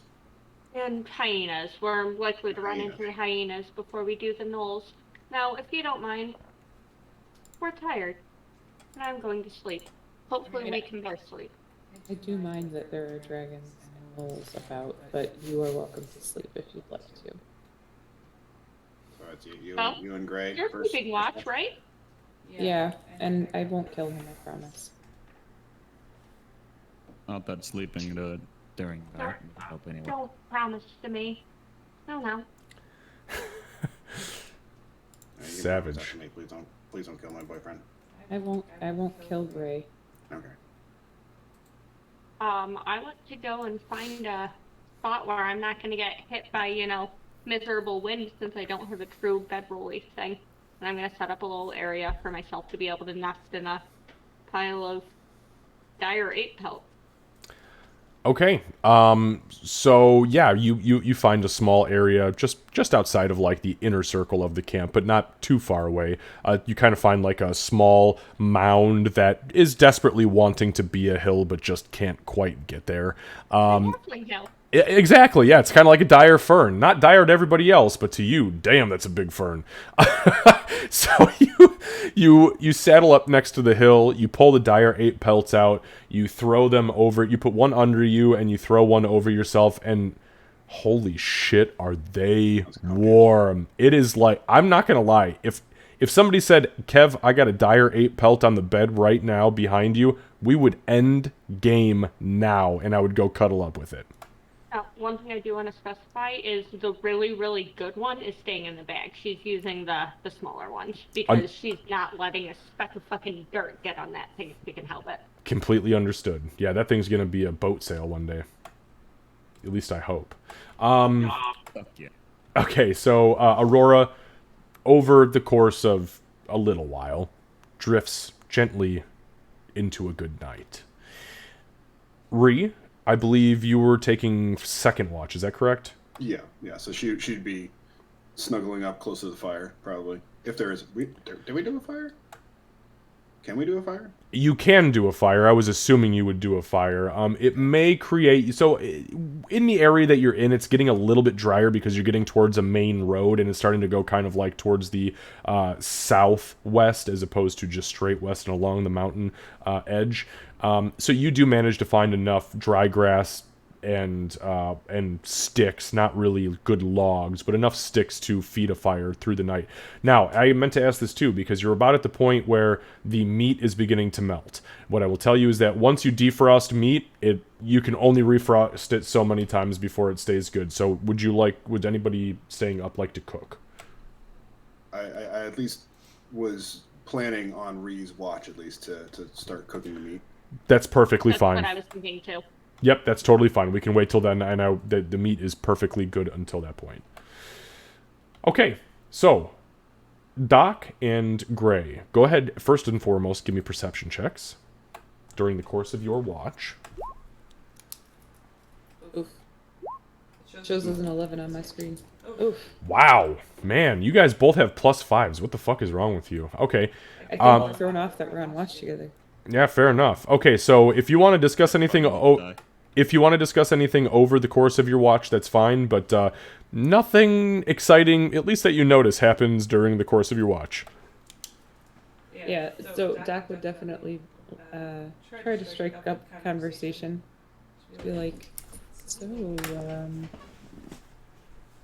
crazy weather out here in the mountains. Yeah, I hear there's a chance of clouds and dragons, so fun times. Cloudy with a chance of dragons, if you will. I won't. I don't want dragons. I don't think we're ready for dragons. What is this mission again? They lost contact with one of their dwarf merchants, I believe, over in this area. They wanted us to find them because they're worried about what happened to them. Well, hopefully what happened to them wasn't dragons.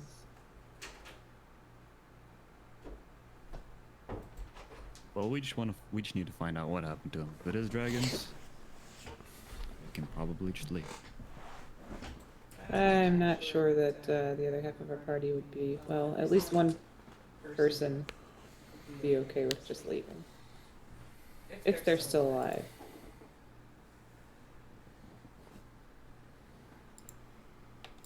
Right.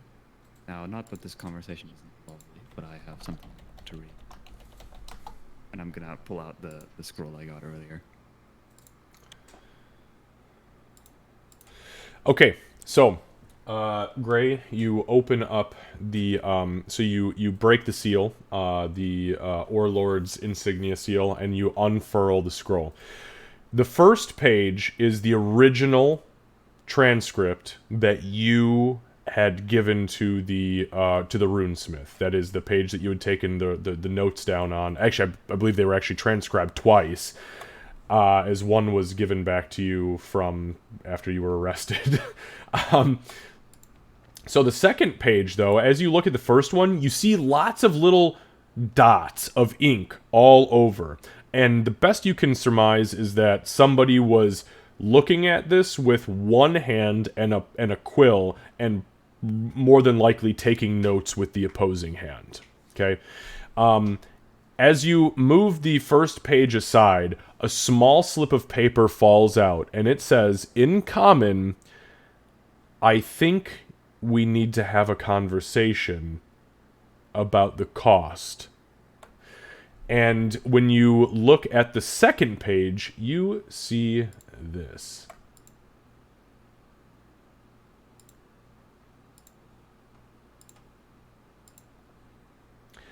It is a full rune inscribed upon the paper and glowing ever so slightly in purple.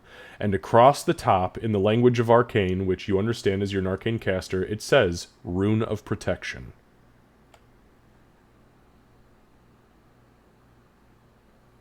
Okay.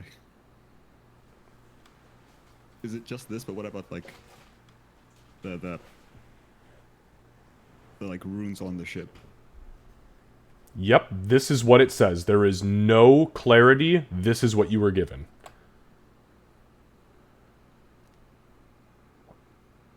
Okay. I'll tell you what. I'll give you this. Make an intelligence check for me. Or Arcana, whatever's higher. Do you need another beer? Arcana. That's it, 10. 10? Okay. It's not too hard for you to look over at the runes that are on the page. And understanding arcane magic, at least in its basic form, especially after having studied Sharwin's spellbook as long as you did, realizing that a lot of the runes on the page you were looking at are arcane in nature.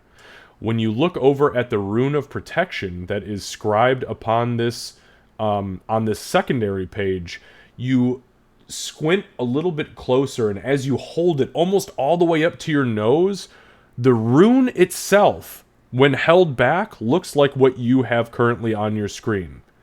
But when you hold it up to your nose, it is made up of hundreds and hundreds of tiny runes that were from your original transcript.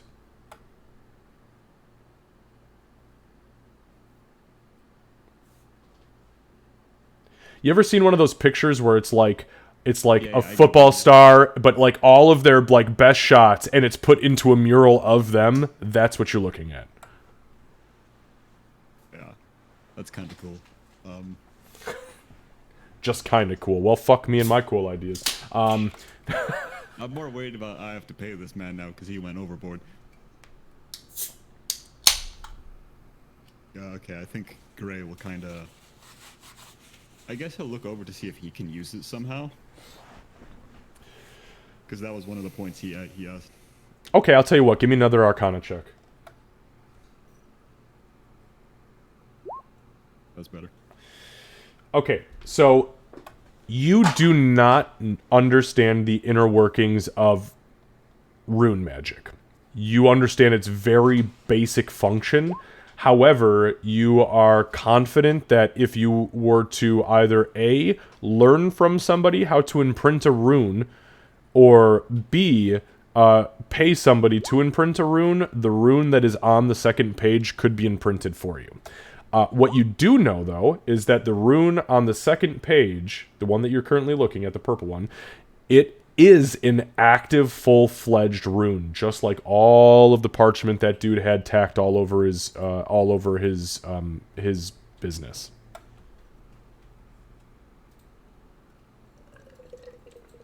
So, I guess, if need be, he'll try and pull it out to see if it works or something.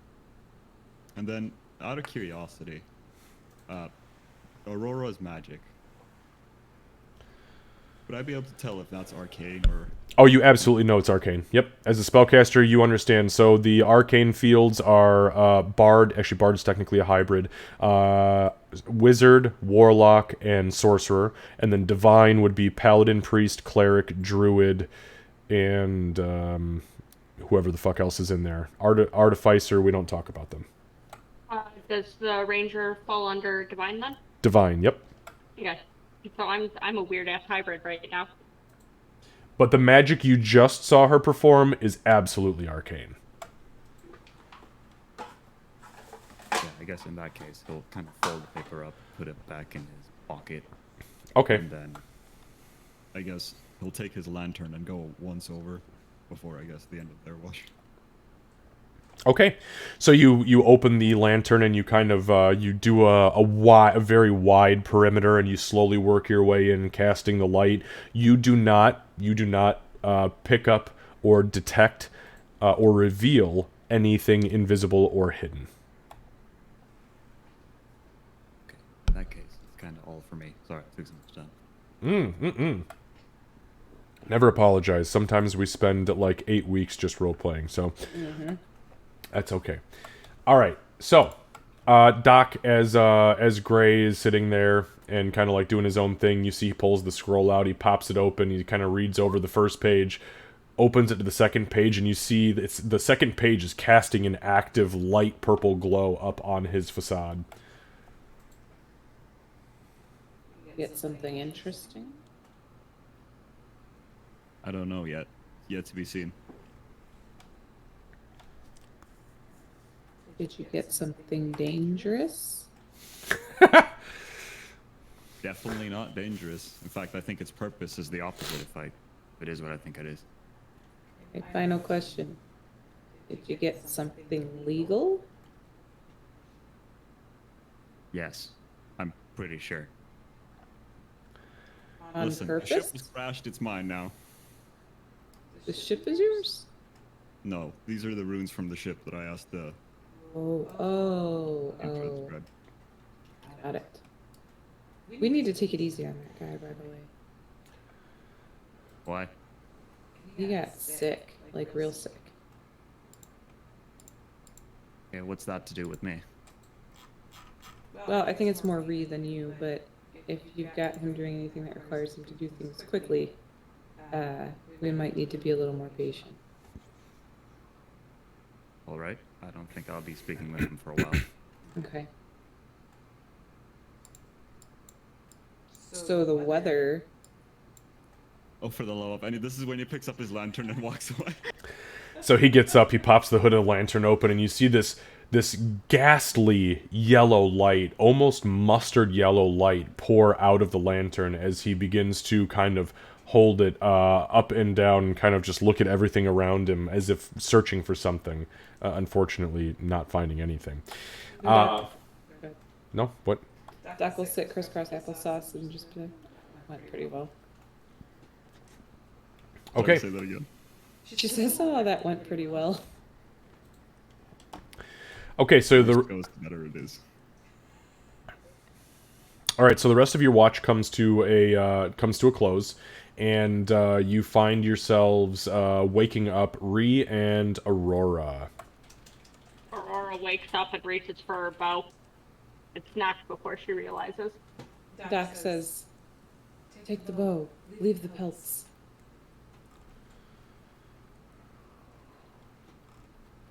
She says, "What now?"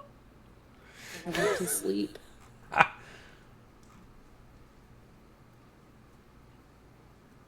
It like looks startled, then confused, then grumpy, then confused. Then she flips her off and says, Wow, I've never seen so many emotions on your face before. That was a journey. and flips her off. Says, "Fine, don't get any blood on him." Don't kill me and I won't. She'll just lay down And you know what? I'll tell you what. For a cold ass and cold-hearted little halfling, those are the warmest monkey pelts you have ever been inside of. Technically, they're the only monkey pelts you've been inside of, but That's quite the sentence, too. yeah. We didn't see anything. Ray and I bonded, and we'll see you guys in a few hours. Oh, hang on. And she's gonna check for dragons and elementals again. Okay, so you open your primeval awareness to all of nature, and as you do so, you sense again many elementals and much less dragons within 6 miles, but none of the other creatures. Yeah, dragons are still here, but there's less sweet dreams. And then she's going to go over by the fire with Ray so that we can cook some deer. Be for real. Hmm? Yeah, go sleep. Everything will be fine.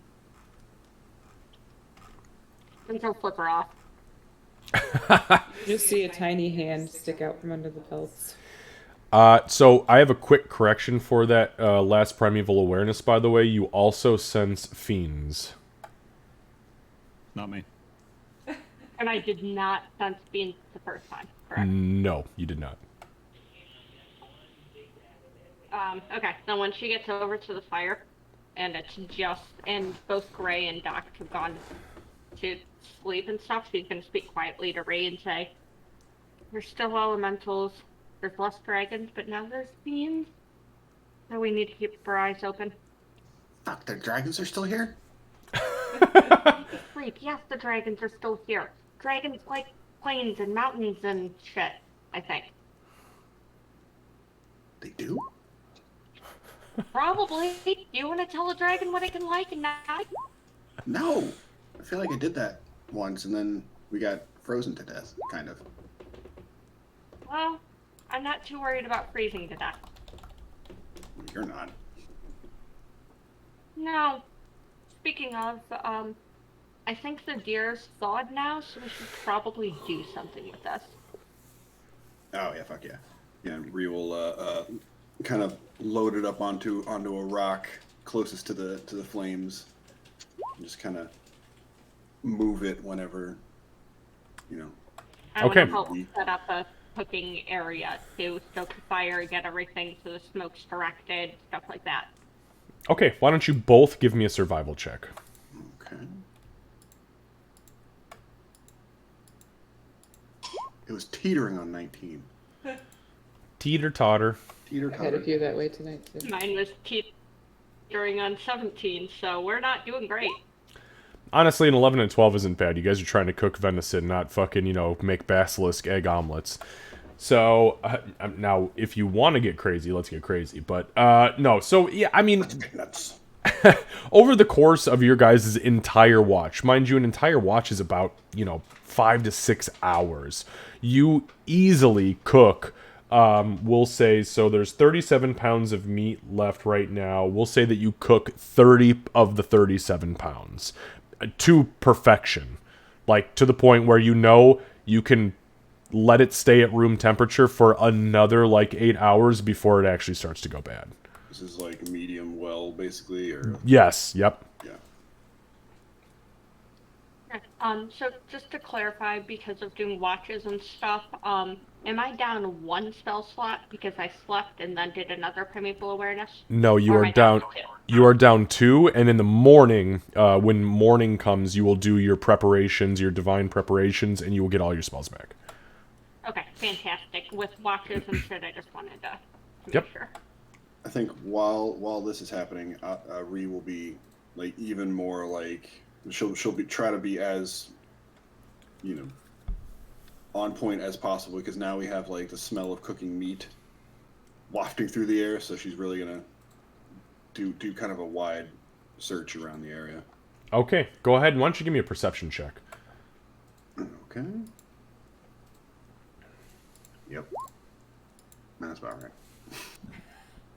I said eyes open and thoroughly checking, Ree. And the dice You were said, evidently "The fuck you will." checking me. Yeah, and that's really what it comes down to. Every time Ree steps away from the fire to do a perimeter check, she finds herself. It's like she blacks out, and as soon as she comes back to, she is pulling a small piece of meat off and eating it just to taste it and make sure everything's going well. And to be honest with you, it's going great, and your belly is feeling fuller and fuller and fuller. But yeah, you don't really notice anything out of the ordinary as far as the night is concerned around you. It's fantastic. I mean, we might be getting ambushed, but I don't know. I'm sorry, what were you saying? I said I would also like to keep an eye out for the same reason. Okay, so go ahead and give me a perception check.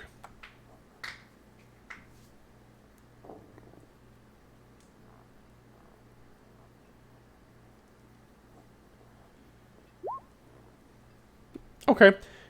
Yeah, again, I mean, even with the, like, 1 or 2 pieces that Aurora has taken at this point, the venison is fucking calling your name. It is delicious, it is hearty, it is fresh, and as you continue to step away, and as you see Ree, like you see Ree charging out of the darkness just to grab a piece and throw it in her mouth, and you're like, all right, I got it. You step up, you walk away to do the perimeter walk, and very quickly, within, I mean, Ree was like a 4 or 5 minuter, you're like a 20-minuter, but when you find yourself back there, Ree's like, okay, I'll go, and you continue to just cycle. But you don't notice anything crazy or out of the ordinary through the remainder of your shift.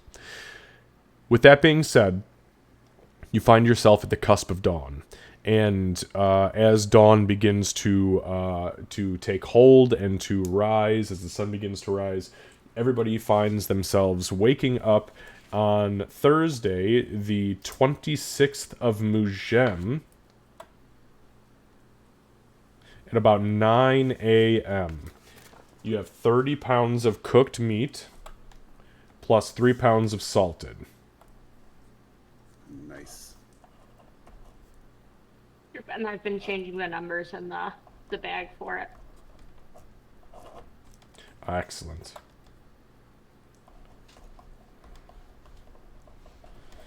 All right, so Doc and Sorry, I'm gonna set up breakfast and stuff before they wake up because I'm being nice. Sure. What is breakfast? Venison. Straight up just venison, but cook the nice stuff, have it ready for them. Perfect. All right. So we'll say go ahead and remove 4 pounds of venison as everybody eats.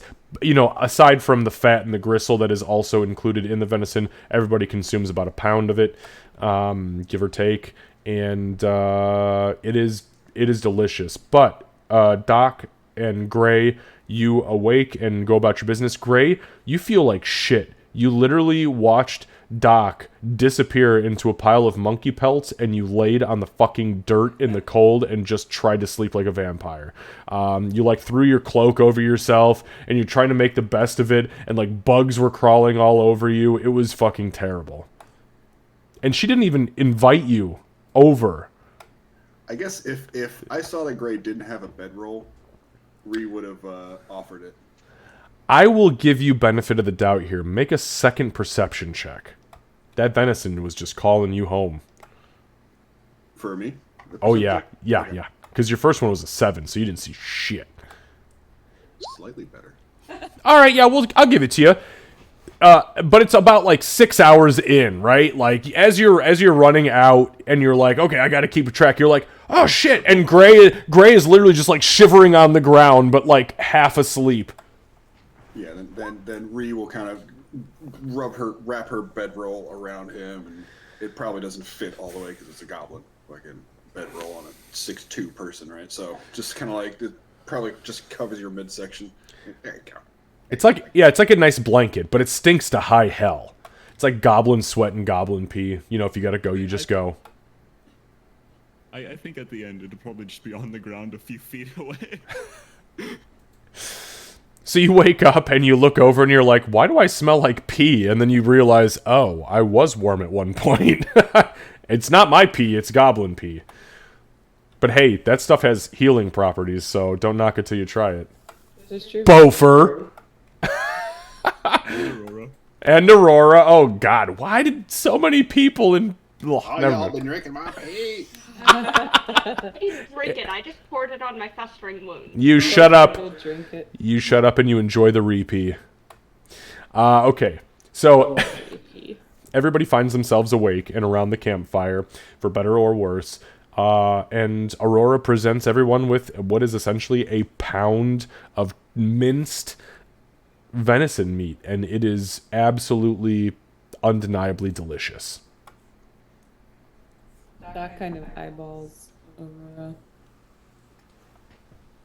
It was Ray. Ray did it. What do I Oh. do? What, to me? Yeah, you help. You help watch. Also, by the way, they're fiends, or at least a fiend. I don't know. There's fiends now somewhere. Yeah, and they're still dragons. Yep, and elementals. And she's gonna go and pack up her pelts after inspecting them to make sure they didn't get, damaged. Or peed on. Yeah. I don't pee in my sleep. I stopped that 2 years ago. Make a Constitution saving throw, Doc. No, I'm just kidding. I do that when I wake up in the morning by myself. All right. Well. Well, thank you for breakfast, and thank you for the pelts last night. That's what we do. You're welcome for the bedroll too, Gray. That was me, by the way. I put it on you because you're shivering. Yeah, you were the only one I figured could smell it. Yeah. I got my own aroma. Yeah, God, that's so You sad. know, you're essentially wearing goblin musk. That means you've been claimed by that goblin. You know that, right? From what she's told me, you've been claimed by quite a few goblins then. That's also true. Yeah. Really? The way you want to start this day, Bard? Doc, And he didn't drink my pee. That's how you claim it. Doc shoves food in her mouth to keep from laughing out loud at Gray's comment. All right, so everybody eats, they drink. You are, for better or worse, merry. And you find yourself cleaning the camp up and smoldering the fire very carefully just to make sure that you don't set anything ablaze around you. And yeah, you guys are packed up. What would you like to do at this point? So how far from the area are we at this point, did you say? You are just a couple miles. Like, you stopped just at the point where it would be enough for you to have a barrier between you and potential danger and your safety and sleep. So it's just a couple miles, like maybe an hour walk. Do you think maybe we should stash some unnecessaries here? In the black hole of whatever? Or I don't know, stash some shit somewhere? What kind of Yeah. I don't know. I mean, I don't need a lot of things that I have on me. I'm not gonna need like all my sleep shit. Do you want to put it in the bag of holding? I'm sure that Aurora would be okay with that. I'm also fine if you. Well, we're not Does she have signing to sign a a contract. contract?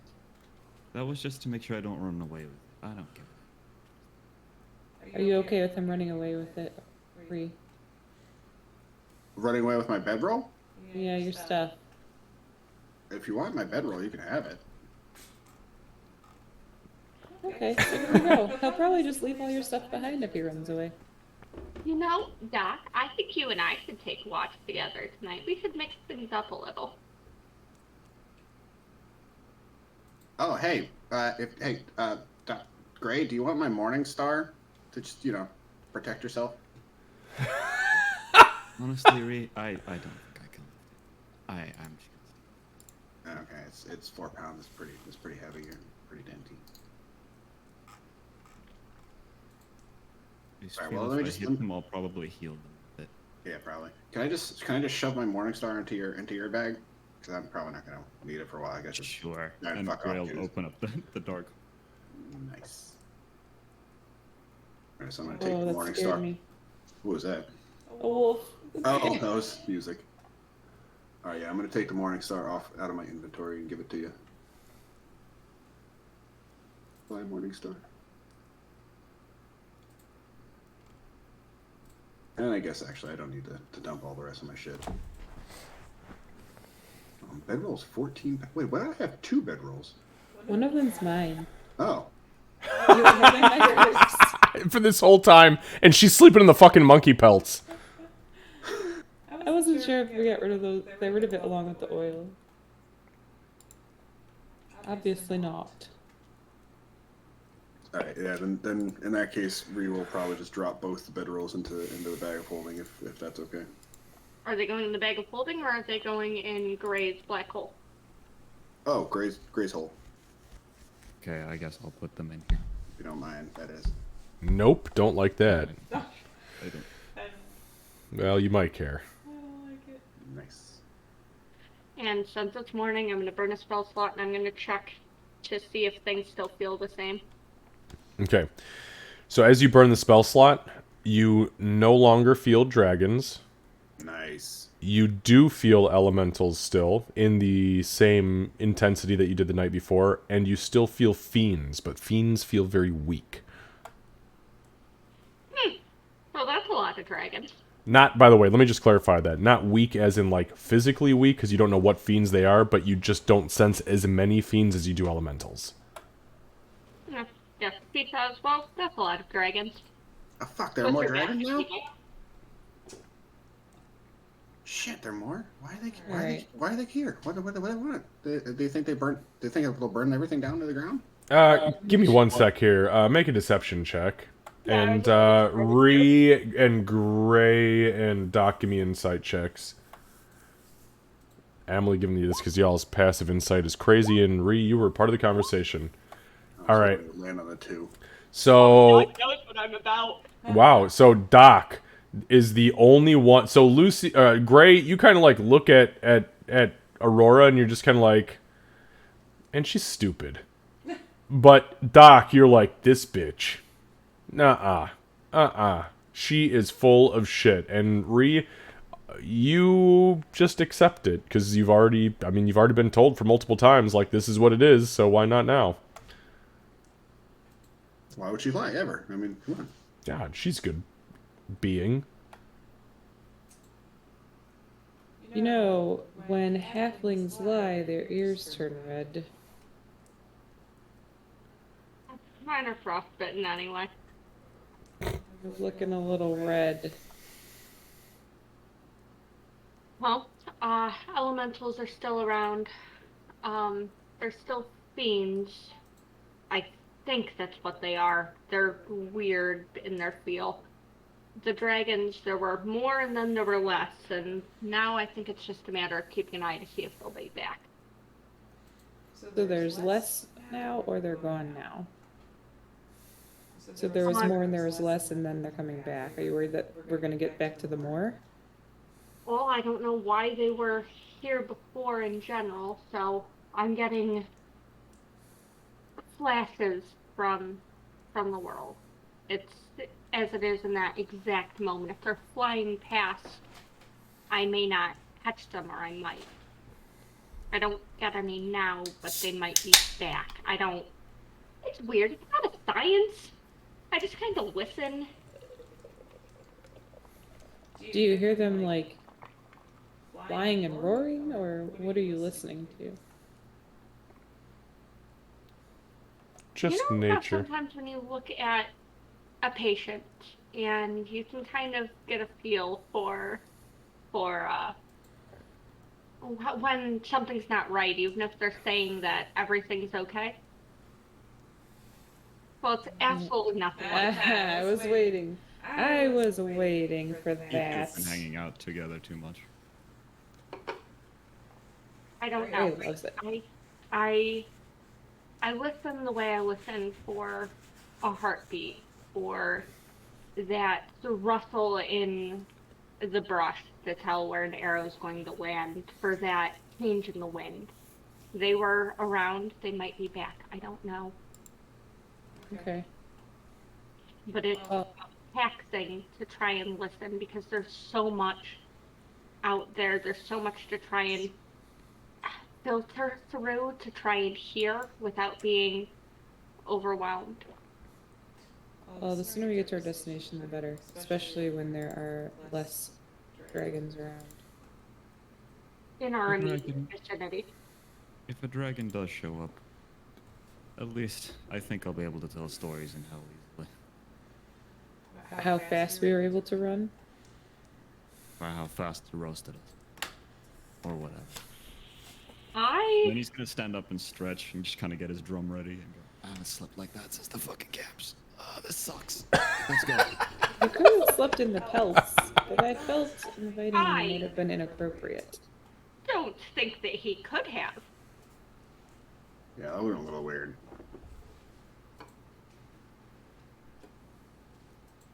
See, that's why I didn't invite you.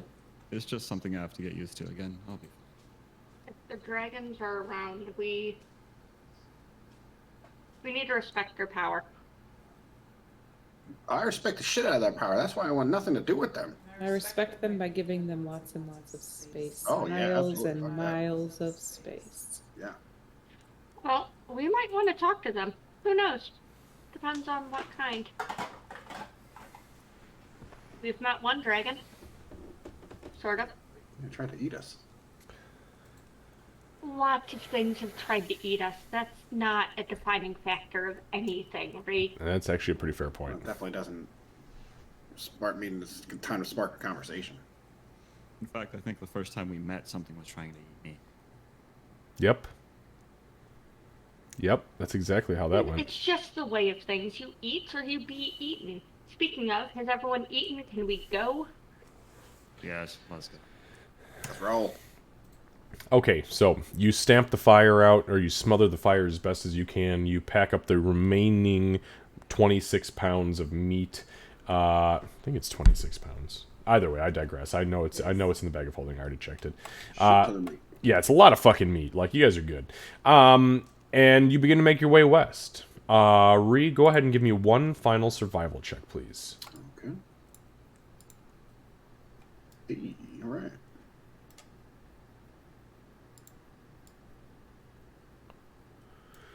All right. So, oh, that's not bad. Okay, yeah, with ease, you pick back up on with where the map location has been notated for you, and on where you are right now. You have given it enough time with the deer trail to figure out exactly where you need to go. As you begin to move towards the west, you pick something up on the wind. With your survival check, you pick up the scent of a campfire coming from about 1,000 feet ahead of you. Ree will kind of hold up a hand. I'm smelling campfire.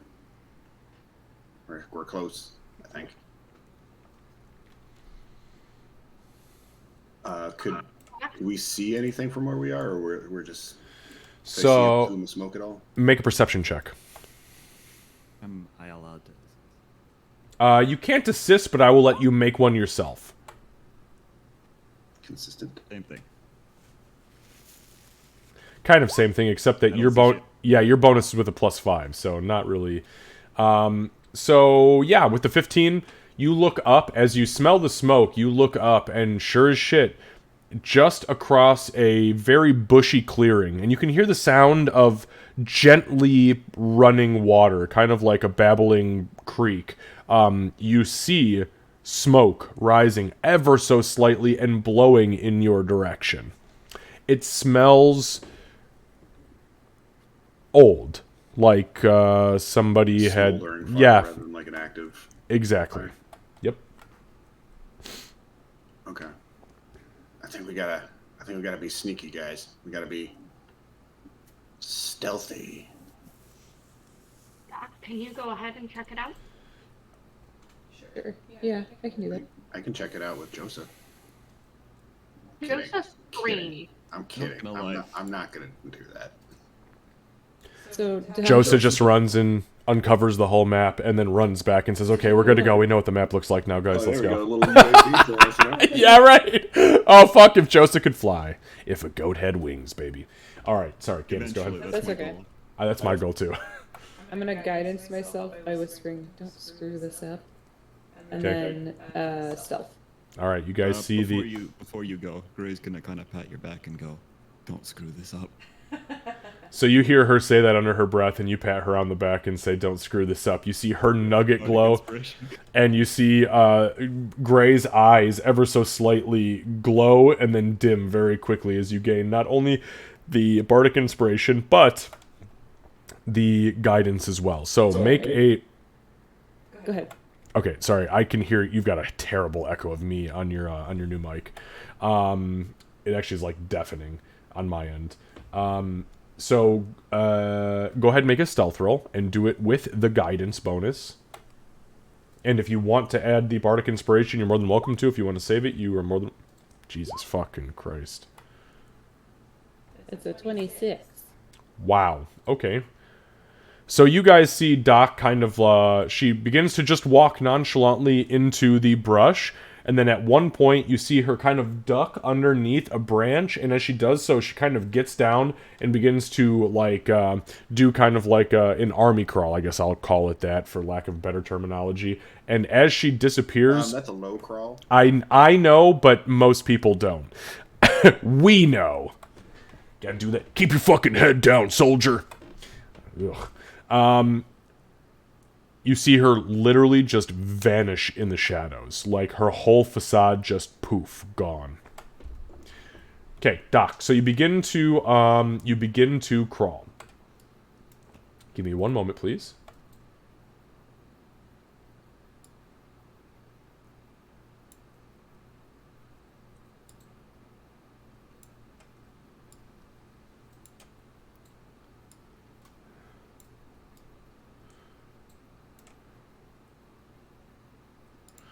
All right, Doc. So as you begin to crawl forward,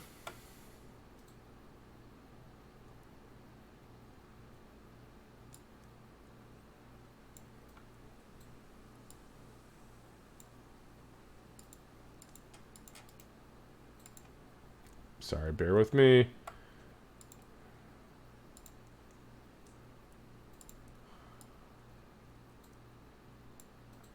Hang on.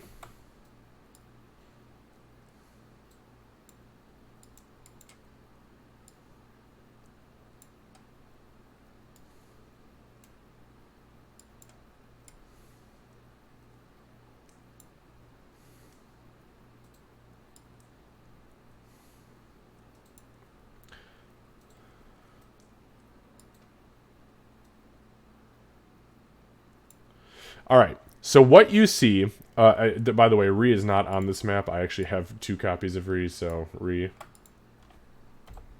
just deleted you. You've been canceled. I've been deleted. So Canceled you on Twitter. yeah, right. So Doc, as you appear, or as you crawl through the brush from down in this direction, where you can see the ping, is where you can actively see the smoke kind of smoldering up. But from where you're at, there's a massive bush in front of you, a dire fern, that you... Andy Dwyer. Sorry, we just watched that episode last night of Parks and Rec. You see the smoke coming from down that direction.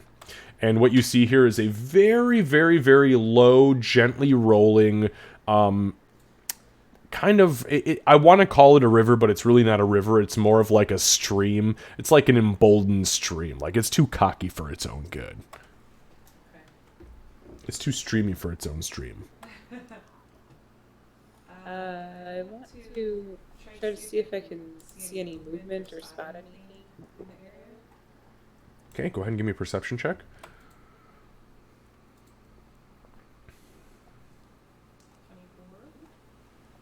Okay.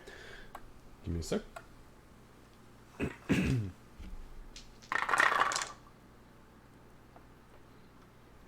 So, in this direction, you do not see anything outright, but you absolutely hear the sound of very, very, very quiet grunting. Very canine in nature.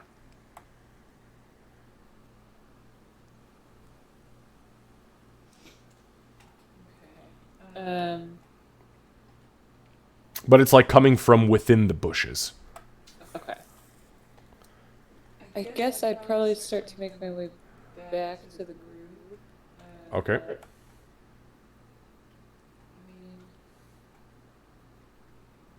I kind of want to sneak down a little bit and see if I can see where this fire is at. Okay, move your character to where you'd like to go. Please. How long is this taking her, roughly?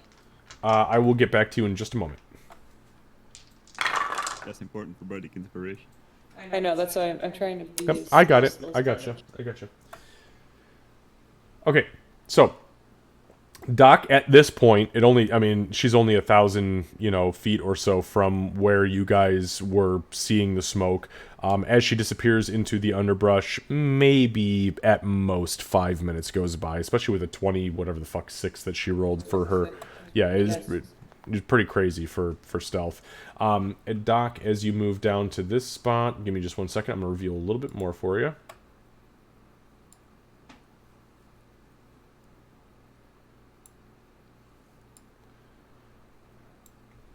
And ahead of you, through the brush, you can see very clearly what is a campsite, or was a campsite at some point. Within the confines of this campsite, you can see what is clear to you as probably 2, maybe more entities laying on the ground. You cannot see or tell what they are at this point, but there are large pools of dark crimson around them.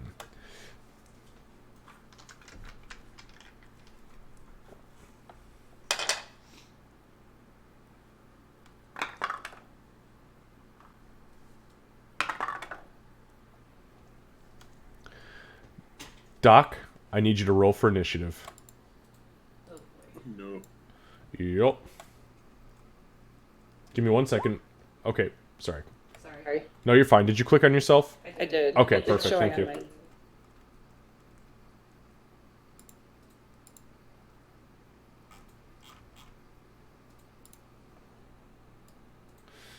Alright.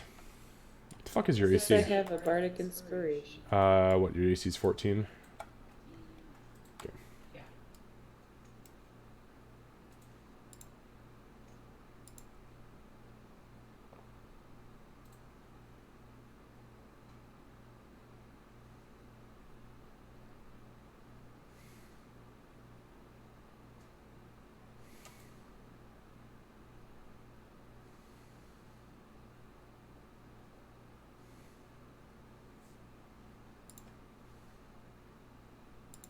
Okay, sorry about that.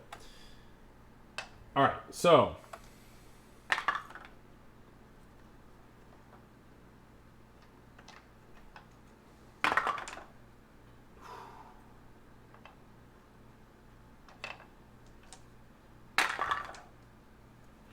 Alright, Doc.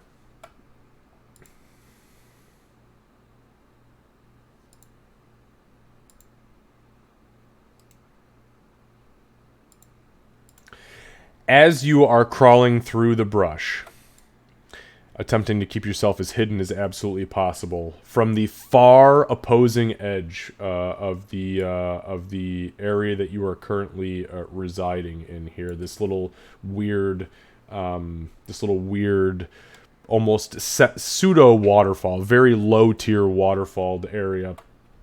And as you can see on the map, you see a creature emerge from the bushes, standing easily 8 feet tall, very, very scrawny in nature, and covered in almost completely white and gray fur. Its face is gnarled like that of a dog or a hyena or some sort of weird hybrid. It stands bipedal with a long bow in its left hand and not 1, not 2, but 3 arrows in between its gigantic right paw. It's already in mid-pole as it steps out of the brush, and as it's almost looking and piercing its gaze straight through you, it looses all 3 arrows at you. You then hear it howl. I need Gray to give me a perception check, please. Roll high. I really hope I do. Give you goblin inspiration.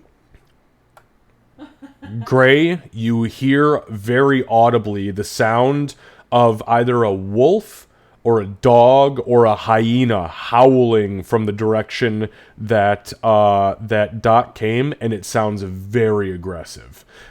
Pause right there for 1 moment. Doc, the first arrow, as it shoots literally all three on the same paw, on the same mitt. The first arrow strikes you.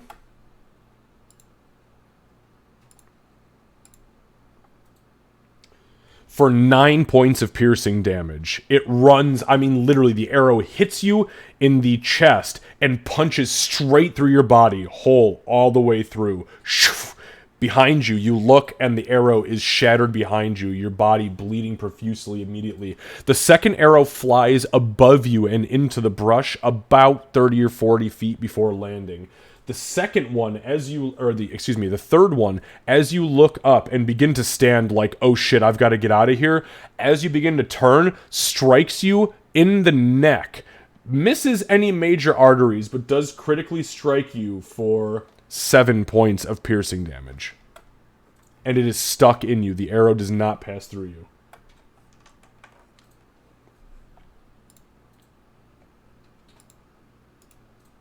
Oh, that hurt. Okay, so as the howl goes out, a creature steps out of the brush, looking very similar to the one that just appeared before you, except this one is much smaller in size, about 6 feet tall at height, but it does draw back on a longbow and fire at you.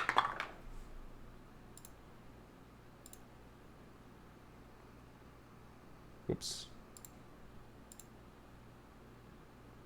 Sorry, bear with me. I almost made the attack against you with the same stats as the one I just did, and that would have been a death sentence. So, oh,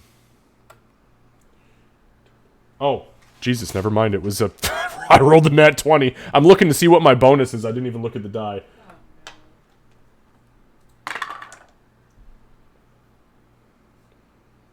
"15 points of piercing damage as you hear another howl cry out, and an arrow zip through the air, striking you dead on.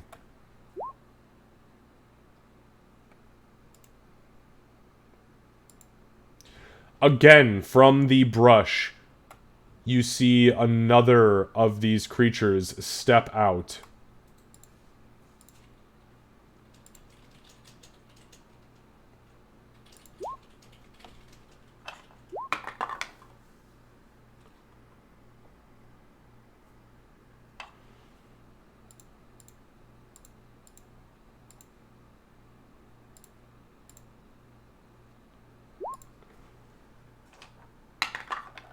And as it rears back with its longbow, it fires another arrow. Doc, you are absolutely confused at this point, like, what the fuck is happening? Another arrow strikes through the top of your kneecap, blowing your knee completely out of place for another 8 points of piercing damage.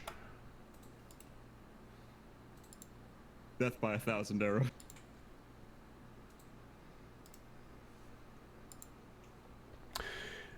From across the way, you see another creature appear from the brush and fire not one, but 2 arrows at you. Thankfully, only one striking, and that is for 7 points of piercing damage.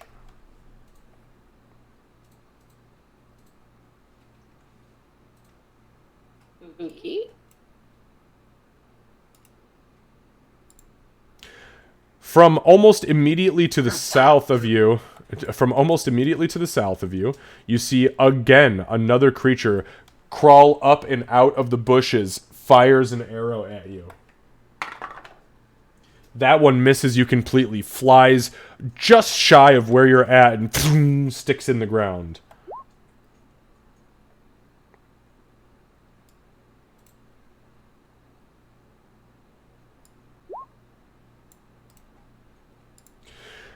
From the north, where you heard the growling, you see not one, but 2 large dog-like creatures that appear to be quadrupedal.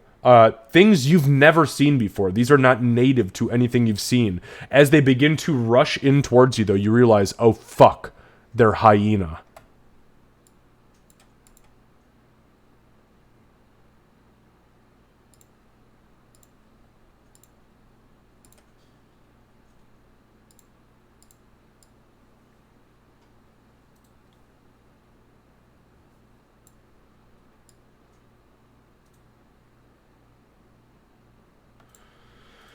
All right.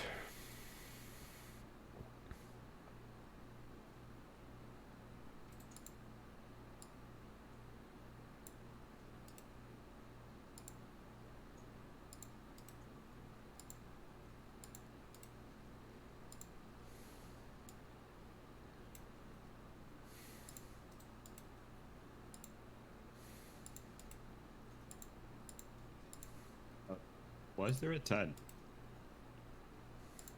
Hang on, I'll get there. I'm doing DM things, man. Settle down. So He's the counting down.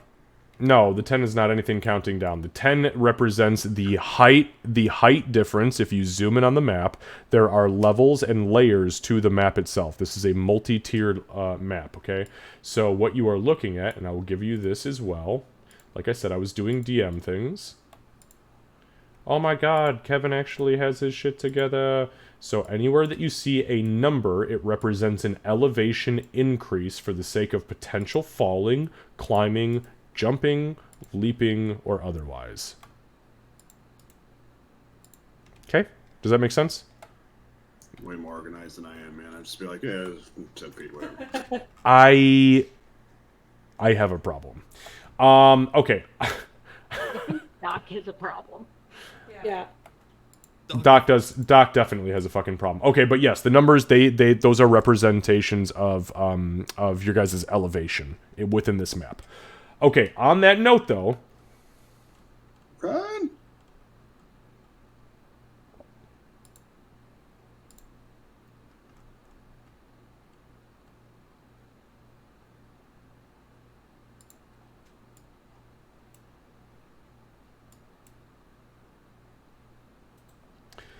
all right, so Doc, there is another set of arrows that fire towards you from the south. Both of them, surprisingly, I rolled 2 2s. That's fucking awkward. Both of them miss you completely.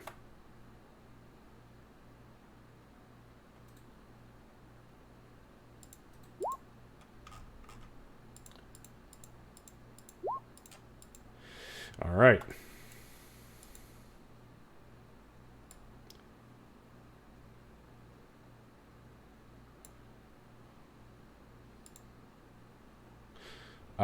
You know what?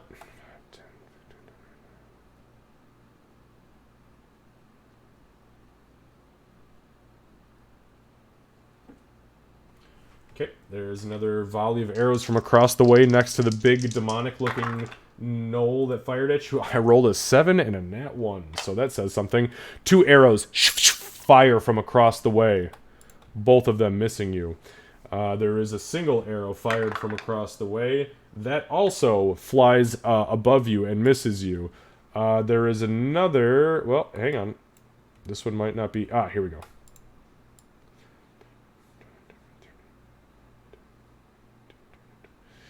So, one of the bipedal hyena creatures jumps up out of the brush and with a battle axe in hand begins to charge towards you.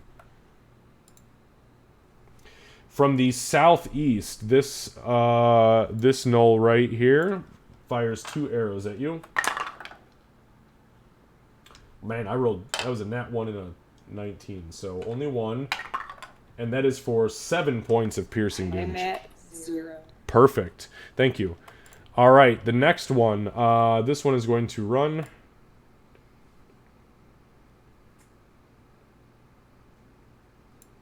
All right. The last of the hyena.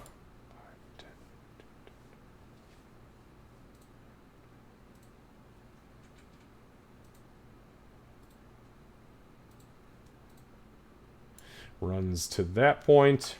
And we are back at the top. So, at the top of the round, Doc, you've been hit by almost a dozen arrows at this point as the ambush triggers, as somebody very clearly noticed you. It only takes one, baby. You guys don't hear much in the way of what is happening except for Gray. And you hear the quiet, gnomish screams from where you are at. You hear the howl, and then silence, and then you hear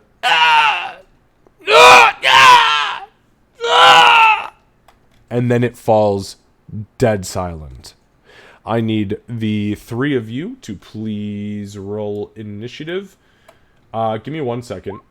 Oh, never mind. I forgot to click on me. No, that's because you're not here. But I got you. Don't you worry.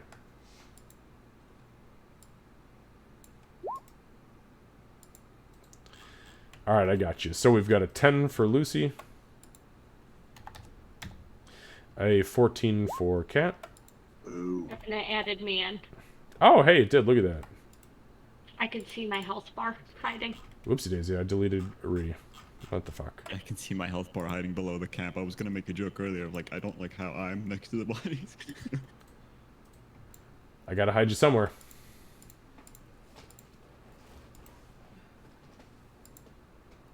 Alright, so Ree was a 7. Okay. I feel like all of the combats we haven't done over the past few months, all those enemies are just here right now. They're all just coalescing here. This is terrifying. Yeah, it's pretty fucked up. Okay, so on that note, alright, at the top of the round, it is the big fucking nasty guy. Alright, so I'm going to go... Alright, Doc, you are literally at 0, which means you are unconscious. Just so you are clear about how unconscious works. Unconscious is incapacitated. You cannot speak, move, and are unaware of your surroundings. You drop any held items and fall prone. You automatically fail strength and dexterity saving throws. Attackers have advantage against you, and any attacks that hit from within 5 feet are a crit. Okay. Alright, Aurora. It is your turn. Well, we haven't been told by Gray yet. So, we don't know anything. So I'm going to do what I was going to do before I knew about the attack, and I'm going to attempt to message Doc to see if he's okay.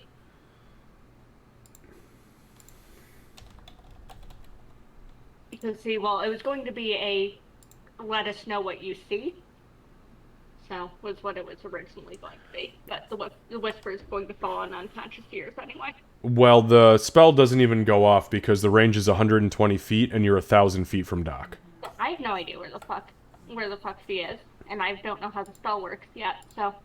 Yeah, no, I mean, that's fine. Yeah, I just want to... Yeah, so you perform the incantation, you point your finger outwards, and as you begin to whisper, you feel... You almost hear the reverberation coming back to you like it hit a stone wall. Like, fuck, I don't know where she's at. Yeah, and, I mean, the fumble is intentional as a player. Okay. Gray.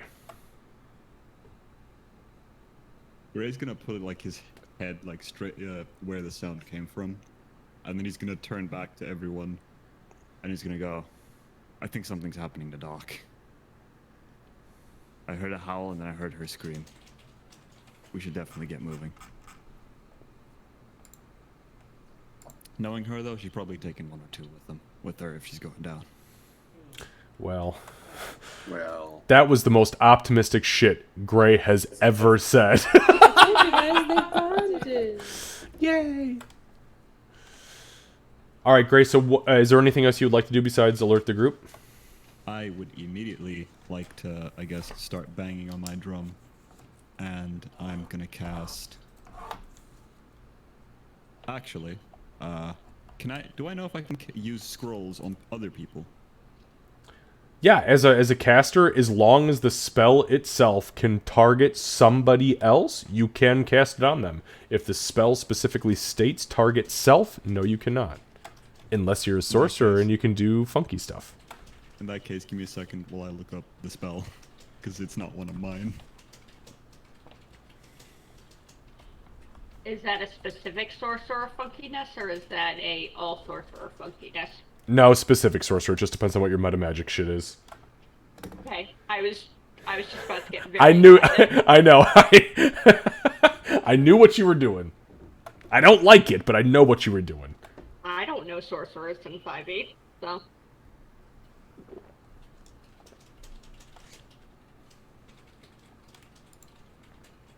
Okay, so it can be used on another creature. And its duration is an hour. I'm going to whip out, Gray's going to whip out a scroll of Longstrider.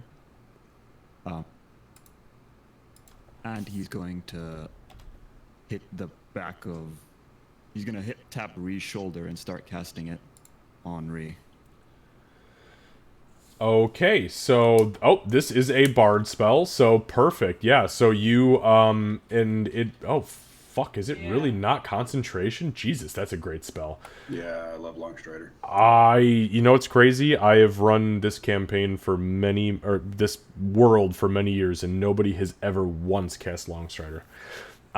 Okay, so you bust the scroll out, you begin the incantation, and as you reach over and you touch Ree's shoulder, Ree, your legs begin to tingle. You feel this crackling of electricity through your legs, and as you look down, you see your toes begin to vibrate like Fred Flintstone feet. As that happens, you see the actual bones, like the femurs themselves, extend about 7 inches, and you are currently standing 7 inches taller than you were about 6 seconds ago. As the scroll completes, it immediately evaporates from Gray's hand, and you have the effects of Longstrider on you for an hour, which means that your speed is increased by 10 feet for the next hour. And then, as a bonus action, Gray will bang on his drum once and then twice, and then wants to go a third time, but then stops. And I am going to cast Mantle of Inspiration as my bonus action, using one of my bardic dice. So you can use your reaction to move up to your movement without provoking opportunity attacks, and you get 8 temporary HP. He's gone. She is 50 feet away from you right now. Aurora is half that.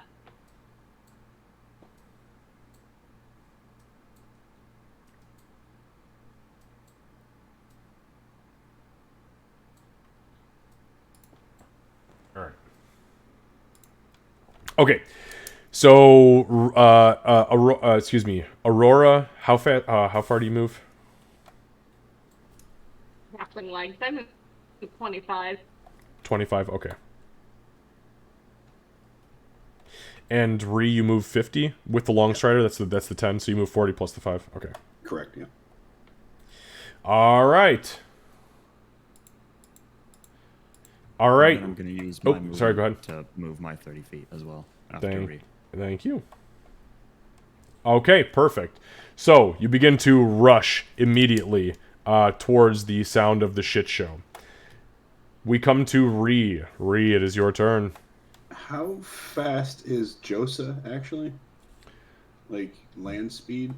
Because I don't see anything here in that thing. Yep, give me 1 sec. I have that information for you.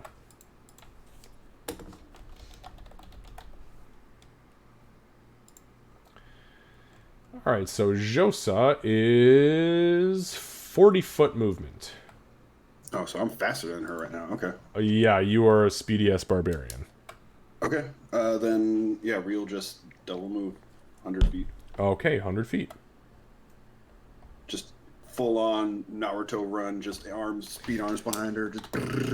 And as you do so, you have never felt your legs move so fast. It's like you are springboarding off of the ground as you are running, and you're just like, what? I mean, it's like the wind is in your hair. It's great. There it is. Hashtag fast as fuck, boy. All right, Doc, we're bypassing you, and we are going back to Aurora. I am just also doing what I can to get there, to at least get line of sight on anything. Okay, and you've got a 50... If you were to dash, you would have 50 feet? Okay. Yep, but when I come within 320, if I've got any visual, I am taking that shot. Okay.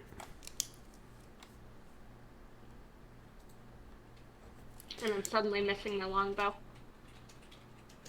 Yeah, I know. The longbow, that's some distance right there. All right. Gray.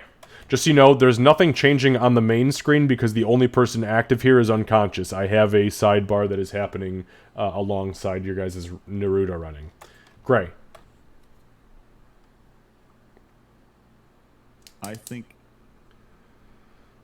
I mean, they're both still within 60 feet of me. Or no, Ree's gone. She's fucking gone. Ree's fucking gone. I think. Well, If I would probably be. What? What's your movement? 40 right now? 30. It's 30. Oh no, I'm gone.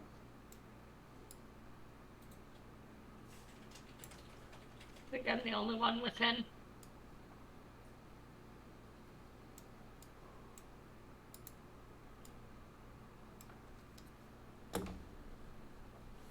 All right, Gray, what are you doing?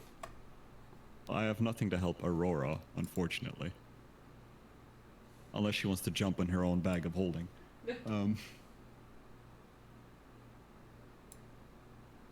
In which case, I'm just gonna... Fuck. Book it. You gonna fuck? I'm just gonna, I guess, move my 60 feet.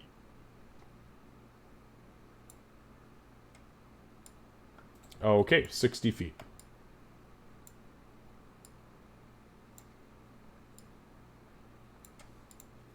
All right.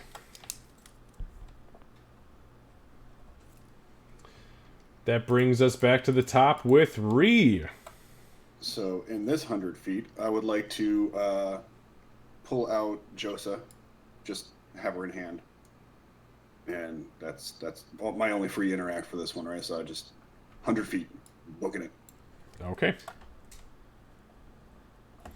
All right, so you move 100 feet, you reach into the magic goat tote, and you pull out Josa. That's right. Open goat policy here. I literally still have. I swear to God, I still have that sitting right now on my desk, and I'm in love with it.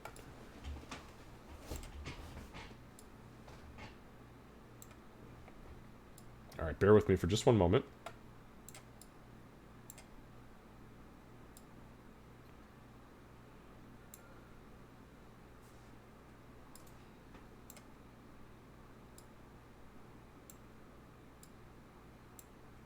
Don't answer him, Candace. I see Twitch chat, don't answer him. All right, so we have 100 feet for Ree. Got 1, 2, so you did 50, 100, 100. Okay, perfect. All right, that brings us to... Doc, you're sleeping it off. Maybe. I'm not going to tell you until it's time. Aurora!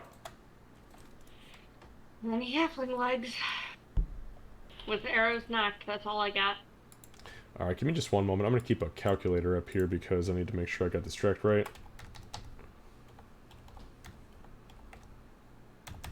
Okay, understood. All right. Gray. Okay, so is Aurora still within 60 feet of me? 30, 90, 100, 125. Yes, yeah, she is. In that case, I'll bang my Fucking drum. barely, by the way. She's fast as Yeah. fuck. I'll bang on my drum one more time, specifically for her. Your 8 HP refreshers, and you can move one more time on your reaction, and then I'm gonna book it. Okay, so I'm sorry, so Gray, you move then just the 30? No, it's a bonus action. I can still dash. Okay, so you move 60. And then Aurora gains the temporary hit points, and then also... And I'm sorry, how long sorry, give me a second. How long does the temporary hit points last? 10 minutes. I'm guessing it's the same as Bardic Inspiration. Yeah. Okay, give me just one sec. I want to make sure I have that added appropriately. 8. And that counts... Yeah, I got it. Thank you. And Lucy, that counts for you too, right? Or no? No, I can't use No. Bardic Inspiration myself. Okay. No, I meant the not the Bardic Inspiration, Mantle. the Mantle of Inspiration. Hmm. No, okay. It's creatures you can see, and that's not you. Okay, understood. Yeah. Okay, perfect. And then Aurora, I'm assuming you move the 25 feet. Yep. Okay. Thank you, by the way. Lucy. All right.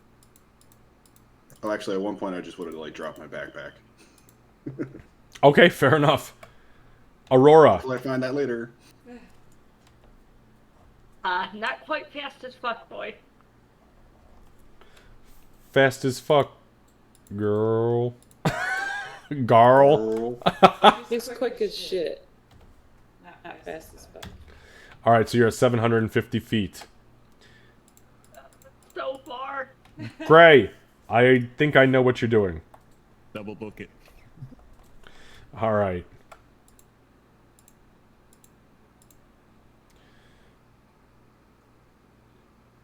Give me a second. I think you're technically faster than Aurora. You might pass her. Give me a sec. Oh, I they're definitely faster than me. What are you, 25? Oh, yeah. Yep, but I have a bow. I just have to get close enough to use it. Yeah, so during this round, Gray, you start sprinting, full sprint. You're like, I'm invisible. Nobody can see me. I'm a fucking master. Nobody can see me. I am the shadow. And all of a sudden, you hear this, and you look down, and fucking Aurora's little tiny ass feet are as hard as she possibly can, like leaping over things to get towards this site. And you just chug past her, and she doesn't even notice you.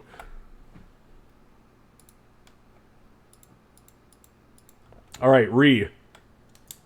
Chug along, man. Like a fucking steam train. All right, you are at 450 feet.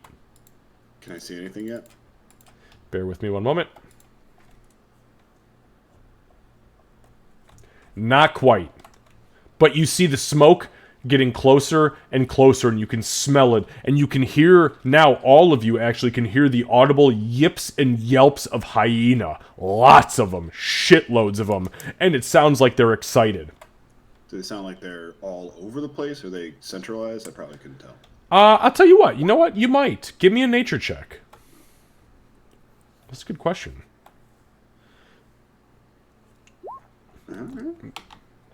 No, Cat. I think you put the goats in the perfect hands, first of all.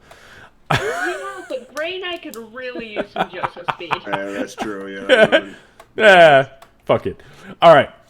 With a 14, it sounds like they are all centrally located, but it sounds to you like the equivalent of a swarm of buzzards around something that they've just gotten. That's concerning. Oh no.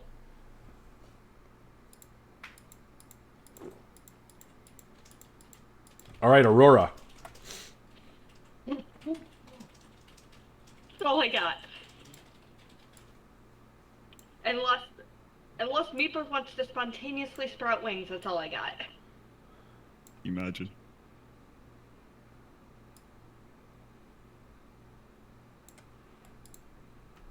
Alright. Give me 1 second here. That's 50.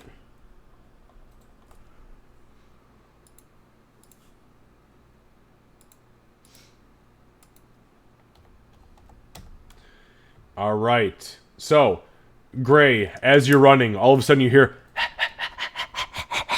and you look down, and Aurora is ahead of you. She jumps over a log, somersaults, and continues running with her short bow in hand, and in 2 arrows in one fist, you see sweat pouring off of her, and as it streaks off of her, it turns into snowflakes and drifts behind her, almost like a small trail. Okay, that's cool though.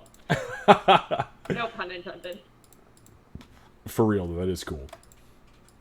Alright, Gray. Ice cold.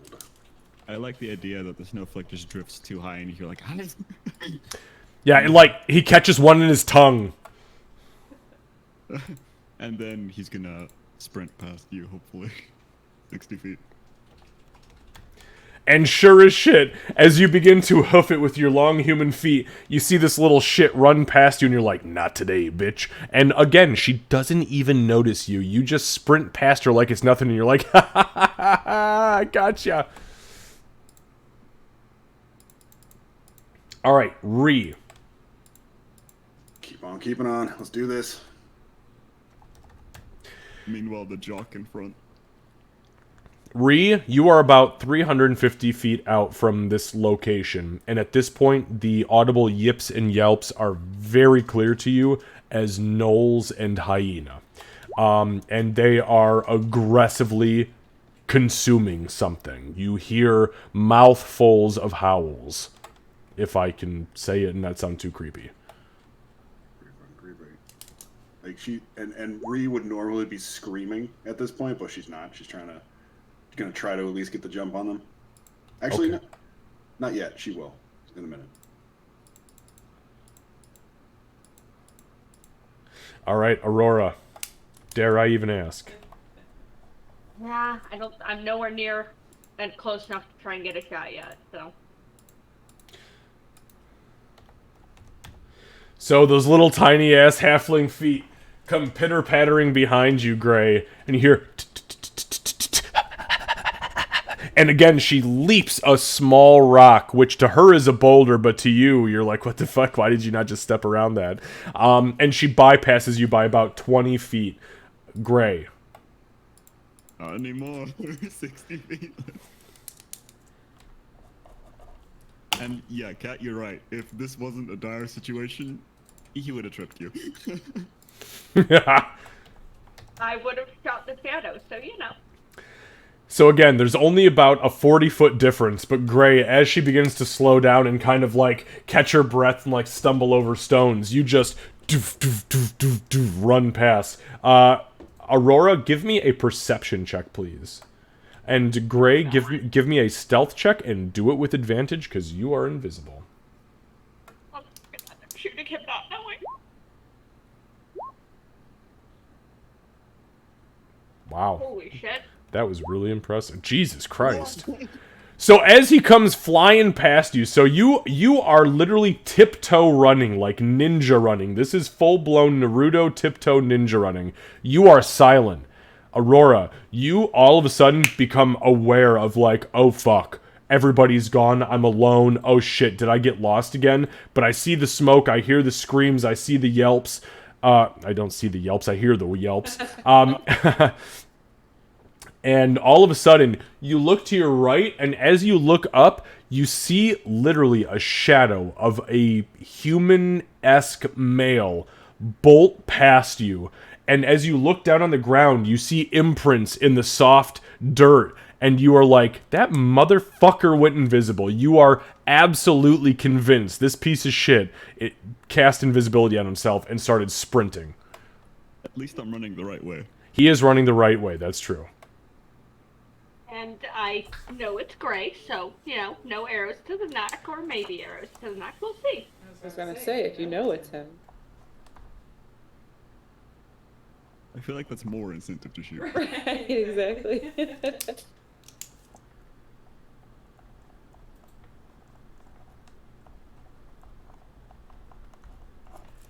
Okay, sorry, I had to take a couple notes there. Real quick. We're getting ready to end the session for the evening. So, Gray has just run past. We go back to Ree. Ree! You 50 now? You are at 250. 250. At this point, though, you can see, and I will give you this little teeny tiny bit. As you are running along the main path, you see this small opening, and at the very edge of your view, you see a single gnoll standing with a longbow, an arrow knocked, staring towards this direction, not paying much attention to where you are coming from, not doing much of anything. It's in a very relaxed state. Okay. All right.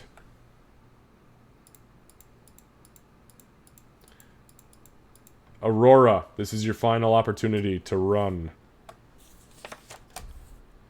You fucker. And then, still running.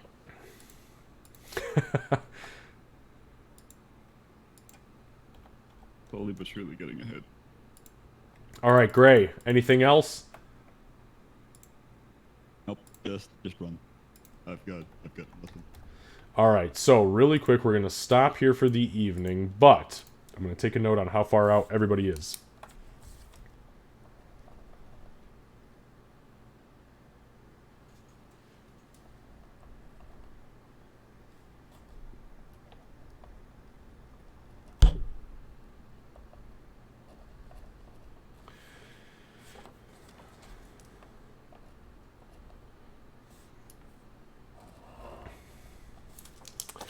Okay, so I have my notes for the next session. We will go ahead and end here. Just so you are aware, I will give this to you to maybe potentially think about over the week and prepare for next weekend.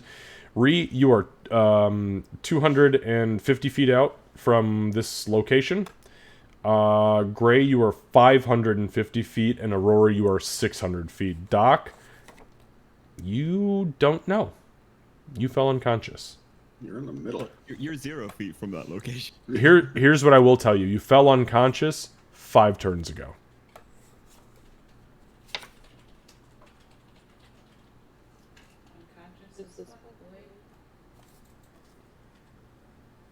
I take that back. Dying. I take that back. You fell unconscious 6 turns ago. Sorry, I just did the math on. I was writing down everybody's movement speed with all the extra shit. So, okay. Anyways, you fell unconscious 6 turns ago, but yeah, that's all there is to it. So, my friends, we will go ahead and end here for tonight's session, and we will pick up next week with whatever the fuck is going to go down. Oh boy. I'm honestly Or not running. entirely sure. Yeah, I mean, you're running. Oh, you're running. You're fast as fuck. Remember, look, that's the mantra. Fast as fuck, strong as fuck, boy. Works for me. It does work for Ree. I mean, it only works for Ree, but it worked. All you need is Ree. Just Oh, imagine like the Forrest Gump run, just like God. yeah, full blown. He's like, I didn't stop running till I hit Connecticut. And all of a sudden he's on the fucking East Coast. It's like, what the fuck? Okay. All right, guys. Yeah, so we'll go ahead and we'll call it here for tonight. But great session, and yeah, thank you for hanging out. Really a great session. That's awesome. Thanks, I hope everybody. we don't need to replace Doc. yeah, right. Yeah, fingers crossed. Da da da da da da. Man, I can't believe you almost died twice before I died once. Come on, Doc. We'll see what happens. Yeah, there's plenty of time. Don't worry. I'm at 0. I'm not dying. She hasn't been doing death saves, I right? said almost. I said almost. Almost. 1.5 tests. I thought when we were missing you like crazy afterwards, before you took that last arrow, I thought just there was a chance you were gonna get one good run out of that. I mean, you guys realize I'm done now, right? I took an arrow to the knee. You used to be an adventurer. I was. Oh, well, your future career is town guard. No. No, you're gonna have to retire and go by